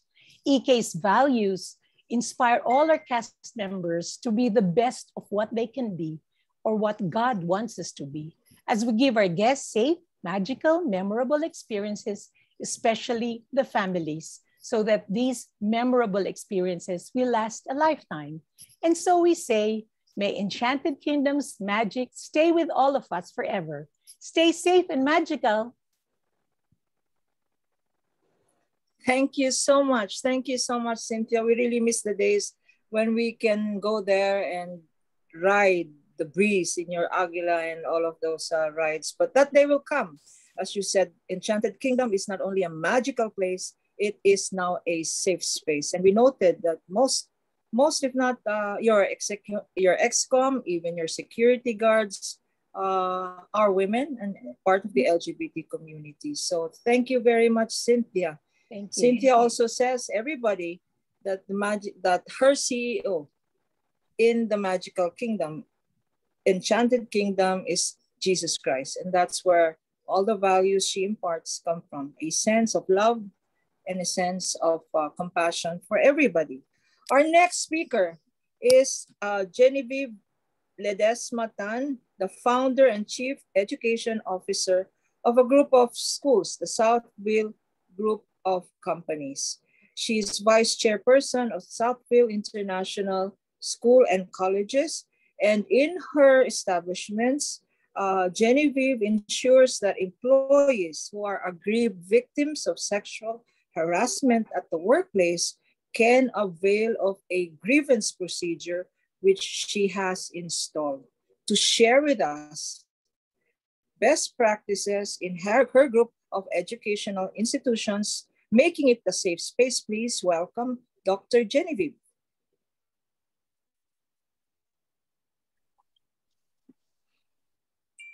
Genevieve, are you here? Jenny, are you here? Okay, move to Rosemary. Okay. Hopefully Genevieve can join us in a bit, but let's now have Rosemary Bosch on. Rosemary here. Rosemary is the Senior Vice President and Chief Operating Officer of Wilcon Builders Depot. She has institutionalized in her company a zero-tolerance policy against bullying and cyberbullying in the workplace and has installed gender-sensitive training programs for the workforce. Please welcome Rosemary as she explains to you why Wilcon is a safe space. Rosemary, please take it away. Thank you, Attorney. Good afternoon to everyone. By the way, congratulations, Attorney Kapunan. Yeah, in the book, in our chapter, I talk about how we created safe spaces in our company, Wilcon Depot Incorporated, through, of course, the policies and the practices that we designed and how we implement it in the workplace. I also emphasize and stressed out that as women, we all deserve to be in a place where we feel respected and celebrated as individuals and professionals. We all wanted to be in a workplace free of violence, harassment, and even gender standards, as mentioned by you earlier. No? So safe spaces are really essential for us women. And as women leaders, we have to be in the forefront of promoting this policy, which can lessen unacceptable behaviors, practices, or threats that are likely to result in physical, psychological, or sexual harm. In my case, I operate in an environment or industry perceived to be male-dominated. And along this line, I also believe that it's important to note that the first to give value to your character is yourself, since that is how you bring and manifest yourself to others. If we don't mirror ourselves the way we want to be seen, it will be hard to be seen the way you want it to be. So on a final note, let us, let our voices be heard. Let us produce more empowered women in the workplace. And of course, with persistence, hard work, and compassion, together we can make a safe space a reality. Thank you, and good afternoon again. Thank you so much, Rosemary. You really have done a good job with Wilcon. I must tell you that I buy everything from Wilcon. Okay, even before I met you. Is Genevieve now with us? I'm not sure, but can we call on the others for the group photo? Yes, before the group photo, may I just have a short summary? Of course. Everybody listening here, and I'd like to thank all of those who attended our chapter learning series because there were so many positive responses. And I hope that the learnings from that is going to be actualized. The challenge now, everybody, especially to the government agencies who are partners here and to the local government units, is to make the Safe Space Act, the Anti-Sexual Harassment Act, is to localize it because this is a national legislation and it has to be operationalized through local ordinances.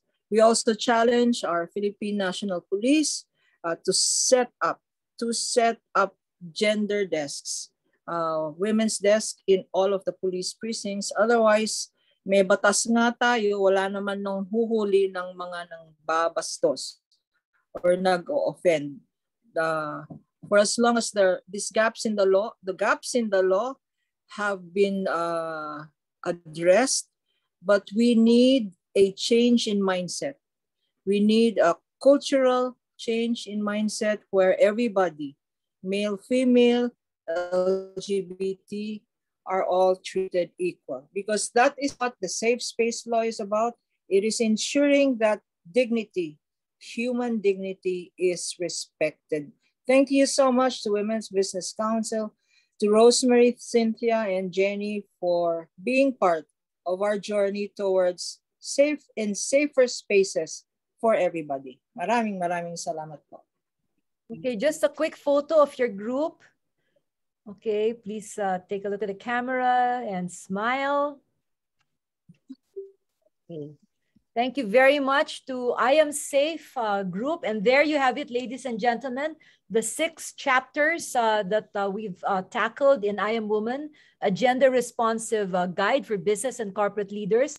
We talked about being empowered, by being an inclusive leader, by being a communicator with a gender lens, by being a gender-sensitive marketer, a gender-sensitive strategist, and of course, being safe and protecting ourselves. And at this point, I'd like to call on one of the partners that who have really been supporting Women Biz in many different projects. And she has actually attended every single webinar and wanted to just tell us how she felt as someone who was really not part of Women Biz but was learning. Could I introduce now an independent business consultant for BPO and managed services startup. This lady has over 16 years experience in the BPO industry in various capacities. But what's really interesting is, aside from the professional commitment, she is also a human values educator. And not just that, she is a trained classical dancer and singer, and she actually performs at cultural events. Today, she is the president of the Indian Women in Enterprise. Please give a warm welcome to Priya Murugesan. Priya? Thank you. Thank you, Monette, for a very kind introduction. It's an honor to have been introduced by you. You know how much we look up to you, and you, along with the other women biz leaders, have been a big inspiration personally and for Ivy as an organization. A very good afternoon to all the esteemed guests of honor. Leaders of Women Biz PH, my fellow Ivy sisters, my family, and everyone joining us through social media for this momentous occasion for I Am Woman book launch. Today, I speak before you not because of any special qualification or position or privilege. I'm actually starstruck with the kind of panel and speakers that we have seen before me. So I'm here today because I am challenged as a leader. I'm questioned for my strategies. I am required to prove my capability. Oh, what happened? There must have been a technical glitch on her end. So can we get Priya back? Is she back already? Maybe she lost power. Okay, so if not, let me just maybe make the announcements first while we're waiting if she could come back. Okay, so Wax, could you kindly go to the announcement stage? Please, Lendan will be a little bit later. I just want to tell you, this is such an important thing. We launched the ebook, but of course, in your mind, how am I going to get a copy of this ebook, right? So, ladies and gentlemen, it's going to be available in two versions. We will have the ebook. The ebook is already available, and if you want a copy, that's only 499 pesos. But if you want to have a hard copy, and I know many of us still want that, you know, that feeling of leafing from one page to the other, of actually smelling the page or putting a bookmark, well, you can get your hard copy at only 599 pesos. But if you want the bundle to get both a hard copy and an ebook, it's just 699 pesos. So if you want to order, please just email admin@womenbiz.ph, contact Women Biz Secretary Jerome de la Cruz at 0943, okay, 0943-911-5540. Okay, next, please. Next, okay, let's talk about this Women Rise Collective Voices. This is an interesting project that Women Biz has done. It's a study on the needs of Filipino women entrepreneurs today. And it's actually taken a close look at the sunrise industries and the factors for their success, the challenges to progress, such as the use of financial technology, for instance, and the impact of national and local business environments. So with this study, we are, you know, I told you at the start what Women's Business Council is actually a platform for telling the government what are the issues of women in business, and Women Rise does exactly that. We will be launching this book on October 20. So if you want a copy, let us know. We will be presenting this as well to government agencies for their policy formulation. Can we kindly go to the next? Okay. And this is something very dear to my heart. It's MamaCon. It's a conference for mothers. We had the first day last Saturday. It was so interesting, but we still have a second day from 1 to 6 p.m. this coming Saturday, September 18th, tackling topics that are going with conversations about topics that people don't normally talk about, such as how do we pioneer inclusivity? How do we deal with trauma if we've been raped or we have cancer? Or how do we have healthy living? Or something positive. What about love in time of COVID? That we'll be looking at couples who have actually had to do long distance relationships because they've been cooped up in their countries. We are also going to touch on Call Me Mom. This is for women who have difficulties having children of their own. So they look at adoption or even IVF, blended approach to the modern family because, people who get married the second, the third time around already have his and hers children, and then they have an ours. And how do you handle that? We'll take a look at women who are raising special children with autism or Down syndrome. How are they coping at this time? We will have a topic by Attorney Lorna on planning for the best and preparing for the worst that will happen. And we will have as well a talk by Rebecca Bustamante of how she blossomed from being a kasambahay or someone who helps out in the house to being a CEO of a global organization. So you can still sign up for this. There's a QR code here for a day 2 pass. And then can we go to the next, please? Okay, so Great Women, which is handled and led by our beautiful Jeannie Havelosa, is giving an exclusive offer for all of our attendees. And what is that? It's a 30% off. Oh my goodness, take advantage of this. This is for any purchase from their fashion, their home, their gifts. They have an e-catalog. So you can just go on Facebook, look for Great Women Global, or their website, gwbygreatwomen.com. I am wearing this jacket, and you can see that lady in the photo is also wearing a similar kind of jacket. And she is actually raffling off something as a gift for the people who have attended. And we had pre-drawn this. Can we go to the next page, please? Yes. And we do have a lucky winner, and that is Vicky De Palubos. So Vicky, congratulations. You've just won this beautiful it's a tissue holder actually that you can put in your car if you're traveling, but you can just use at home if you go from one room to the other, because we are, of course, cooped up in our homes. Okay, so those are my announcements. And now I would like to go back to check if Priya is back. Is Priya back? Yes, Priya's back. And okay, Priya, over to you. I think the grid could not hold all the power around me, the powerful women, and then the power could just go off, and then, prayers get answered. It just came snapping back. So thank you for the re-entry and an opportunity to share my thoughts again. So I would just possibly rewind a little bit, and I want to share this that today I'm here not because of any privilege or position, but I wanted to be one among the audience who participated in all the 6 sessions, the learning sessions, and I'm here as a representative of all of the audience, and it's a privilege to share the impact the Women Are Learning series has had on me, and eventually how it inspired the advocacies of my organization, Indian Women in Enterprise. So my sincere gratitude to our forerunners, Women Biz PH, to even be so meticulous in naming the learning series as Women Are. Why is this learning series so important? This pandemic has taken a toll on women more than any other contributor in the society. And now this data becomes important to address, but then who will address it? It becomes a responsibility of us empowered women. In the first webinar, Ms. Lenlin, in her opening remarks, said privilege should come with responsibility and pay it forward and find ways and channels to empower others. When we share our light, we don't lose our light, and we remove darkness for others. What a powerful sharing, Ms. Lenlin, and what impact it had in me. The words kept going again and again in my mind.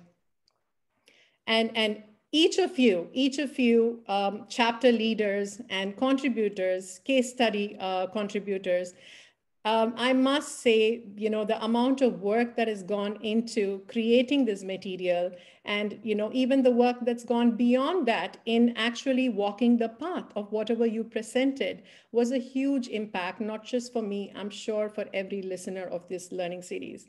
In each way, each of the learning series, there was a story that touched my core. And why? Because it was not just an authored speech, but was a sharing of experiences of each woman leader.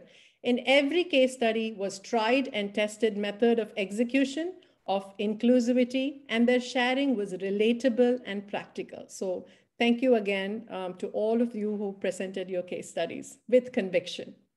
I would like to rewind and share a little bit of snippets of the learning series, especially the ones that impacted me, left me sleepless. And I've, some of my Ivy sisters were my midnight calls and discussing, how could this be like this? We should do something to change. So thank you for inspiring that, thought of leadership and change within each one of us who attended these learning series. So I hope each of you buying this book today will look forward to finding these gems that I would be sharing in my snippets.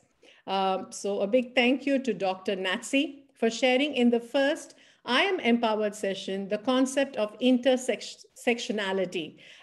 You should look up this particular, I'm sure this is going to be featured in the book. It was a classic representation of privilege and oppression, a very simple diagrammatic representation, which just kind of opens eyes of any leader to see how the privilege and oppression intersect. So I would really encourage everyone to review that portion of intersectionality in the book. And sharing of Attorney Tyler on the Magna Carta blew my mind. The Philippines might still be called a third world, but the fact that we even have a Magna Carta for women is something we need to be super proud of. There was a proud moment when I learned the Bill of Human Rights for Women was advocated by Ms. Leticia Ramos Shernani, a Filipina married to an Indian. And I urge every corporate and business leader to review the CEDAW and the Magna Carta of Women, because it was only after the learning series I really went back and read about it. It's so important as leaders, be it of any gender, for you to understand the rights and the rights that protect the women in this country. And it was refreshing to learn the Magna Carta not only has these provision of rights for women, working women, but it also protects the rights and values the unpaid care contributed by women and promotes shared domestic responsibilities. How forward-thinking is that compared to several countries around the world? So thank you, all wonderful Filipinas, for setting this up as a role model of a Magna Carta for the rest of the women in the world. My gratitude to Susie Quesada of Ramar Foods International Inc. I wrote this line when you said this. When we grow our people. This line has been stuck in my notepad, and I've been thinking about how true is that, right? When a woman as a leader is forefronting an organization, it's so important we grow everything holistically.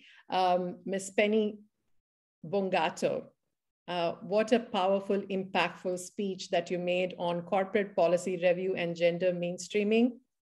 And thank you so much even for the book PDF copy that you shared. It was very, very impactful. So I should also make a mention of Dr. Karen D. Assis, who planted the thought seed of awareness of branding being culturally and gender neutral. Karen, after your session, looking at any advertisement, or be it print or digital media, has not been the same. You're always looking for, this could have been better. This could have been represented the woman better. So thank you for that. I want to give a shout out to Gina Romero, of Connected Women for your case study. And I would have easily shared this with over 100 people. Go and do your Google search. boss stock photo and assistant stock photo. That was my favorite, example and exercise telling a lot of people. And even you shared that even today. So, it's just simple things like that makes you so much more responsible.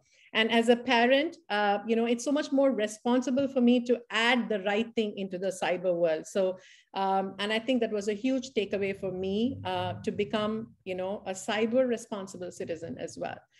So opportunities like these, this 6 learning series experience are best utilized when we network.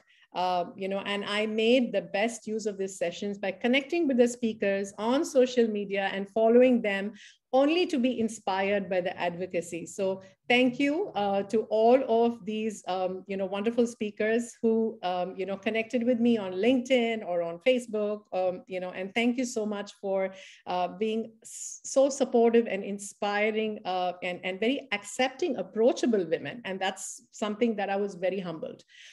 So it has been a very positive influence surrounded by all of your motivating words as speakers. In every case study, you showed that it is impossible to implement a very inclusive, safe, and equal opportunity workplace. So, considering women came into paid workforce only in the 60s and to leadership positions only in the last 2 decades, and now I think it is time for us to own the next 50 years and to see the change we all dream. I also learned through the learning series that 60% of the women in the HR department constitutes of women.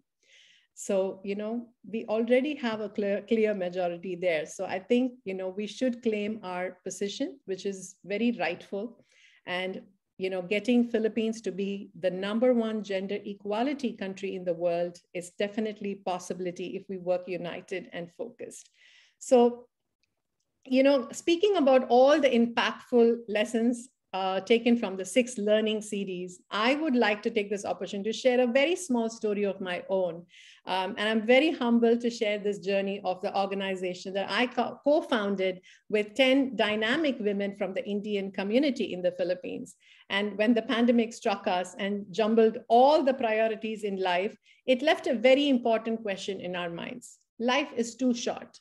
It is important to live it with a purpose and give it back. So this is what kept the founders of Ivy focused to become the voice of Indian women in the Philippines. And Ivy is an organization we founded with a lot of love and passion to create a collaborative and formidable force, nurturing, building, and enhancing our strengths as women towards a shared goal of holistic progress and self-fulfillment.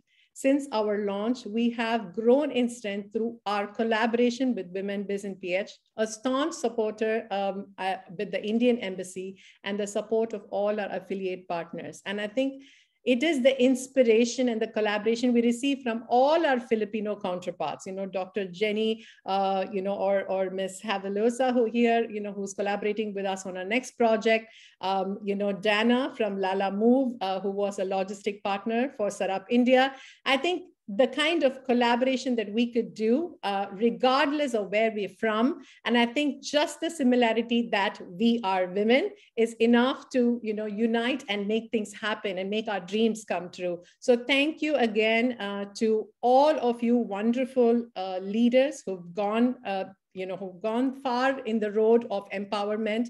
Ivy is just a 6-month-old organization with a vision to make the difference and a mission to be the change maker along with all of you. So Chairperson Sandra, Ma'am Lenlin, leaders of Women Biz PH, the journey of Ivy is a feather in your cap.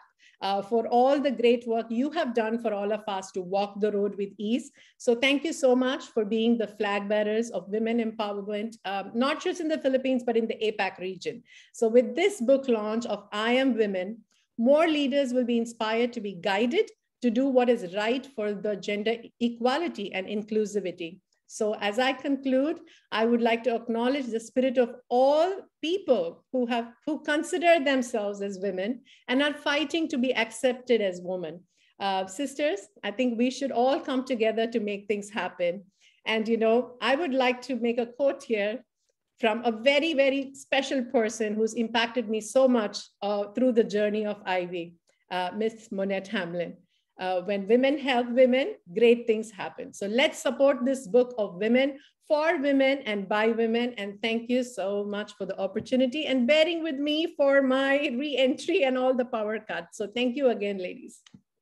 Thank you very, very much, Priya. Oh, wow. Beautiful words, beautiful sharing.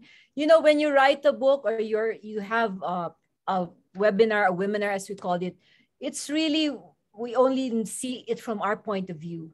But what you've done now is to open us to see the impact that we actually do with the work that we do. And so thank you. Thank you for this great feedback. I'm sure this has inspired the women in this room to continue and do more. Blaze trail, right? Okay. So to formally close today's launch of the ebook, I would like to call on a great partner that we have at the UN Women and the We Empower Asia program. She is the country program manager of UN Women We Empower program, and her core work is to promote as well as to facilitate women's participation and leadership in business and workplace. This lady has been an angel to the Women's Business Council. She's been championing the women's economic empowerment, gender equality, and inclusion. And she's actually been doing this for over 25 years now, working with local, national, and international policy and program leaders, agencies, CSOs, private companies, and now business organizations. Ladies and gentlemen, please put your hands together for a virtual welcome for Miss Lenlen Messina. Thank you so much, Monette. Magandang hapon. Good afternoon, everyone. Congratulations to the Women's Business Council of the Philippines, the officers, members, the chapter leads, case study writers, and everyone who's been involved in the production and the launch of this ebook. Finally, the baby is out. Congratulations. I have been there from the start, and really UN Women We Empower Asia is very, very happy to have supported this initiative from the back-to-back learning sessions, the very inspiring, motivational, and at times unsettling conversations that we've had, which led to the finalization of this ebook, is just amazing. And as we now try to put a bookend into the learning session series launching of this book, I hope now we as audience, we as readers of the ebook could take back and see a new door opened in terms of the opportunity on what we can do as persons, as women leaders, as advocates, as champions. And to tell you the truth, starstruck as I may have been like Priya, I need to remind myself that I am a person and I am someone who can also do actions after learning and understanding the different work that this superwoman has been doing in their workplace and in their lives. So as we close today's session, I hope just to give you 3 reminders and really be inspired with all of the different insights, inputs, and data that you've heard. First reminder, you are not alone. That in whatever you hope to do, however disruptive, however uncomfortable that may be, with all of the realizations that you've had with the different learning sessions, stories that you've heard, as you choose to move and gear towards walking the better path of gender inclusion, empowerment, you are not alone and you're not starting from zero. You have everyone here in the space to reach out to ask for help, to seek guidance, and that you are not behind anybody else. You are starting with a fresh lens and set of eyes that would allow you to really push forward good things and good intentions to promote women's empowerment and gender equality. Second is, as you and as I also try to make things and change things, listen, stay humble, and continue to learn. No matter how much accomplished we may all have been, how much you've grown your business, how high you've reached the ladder of success in your corporate work, that there is still a lot of other things that you can learn. And invest in learning, invest time in listening, and really trying to find other ways how you can use those lessons to make this world a better place for us and for the other women around us. Last is always choose the path to empower, to promote equality, and to include. That you always would have that option to be kind, to be empowering instead of discriminating, to push for equality instead of promote further inequality and injustice. That in whatever we would choose as a path to promote empowerment for women and equality and inclusion, it will always be a win-win-win. Wala pong matatalo in this kind of work. Everyone will win if we support and we promote women's empowerment and gender equality. So as we take the lessons from the book, after reading them, after hearing from all of our case study writers and chapter leads, I hope we all could write our own stories and our own cases of lessons, of actions taken, and of what objectives or goals you want to do to be able to contribute to make this world a better place and to promote a more gender equal world for us and for the generations to come. Magandang araw po sa ating lahat, and I hope we all keep safe and well and really take time to spend with our family and loved ones. Congratulations again. So there you go, ladies and gentlemen. Thank you so much, Lenlen Messina, our partner. I wouldn't say in crime, our partner in making our sponsor. Don't forget, they're our sponsor. Thank you so much, you. Maraming salamat, Lenlen. And the team. Yeah, let's just have a photo because this is where it all started. It was Lenlen, open your video because this is where it all started when we had that meeting, di ba? Yes, exploratory meeting, and here we are now. Do we have Dom also? Okay, can we have all the ladies also? Okay, just the three of us first, and then all those ladies with Lenlen again. All right. Okay, Sir Wax. Okay, now everyone, you wanted? Okay, everyone, please switch on. Okay, all the case study authors. And then our chapter leads with the picture with Lenlen and Priya. Okay, spotlight Priya, please. Can you please spotlight Priya? All right. All right, okay. Okay, let me take the first 1, 2, 3. Keep on smiling, ladies. Because smile. Yeah. Keep on smiling. So I asked him, what's the difference between your own drug? Beautiful smiles. Okay. Okay. Thank you very much. All right.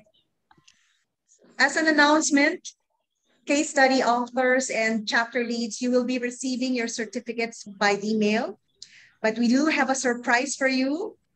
Monette, take it away as we close our launch of the I Am Woman ebook. Okay, I think Wax, take it away. All right, stay safe, everyone. Thank you and congratulations.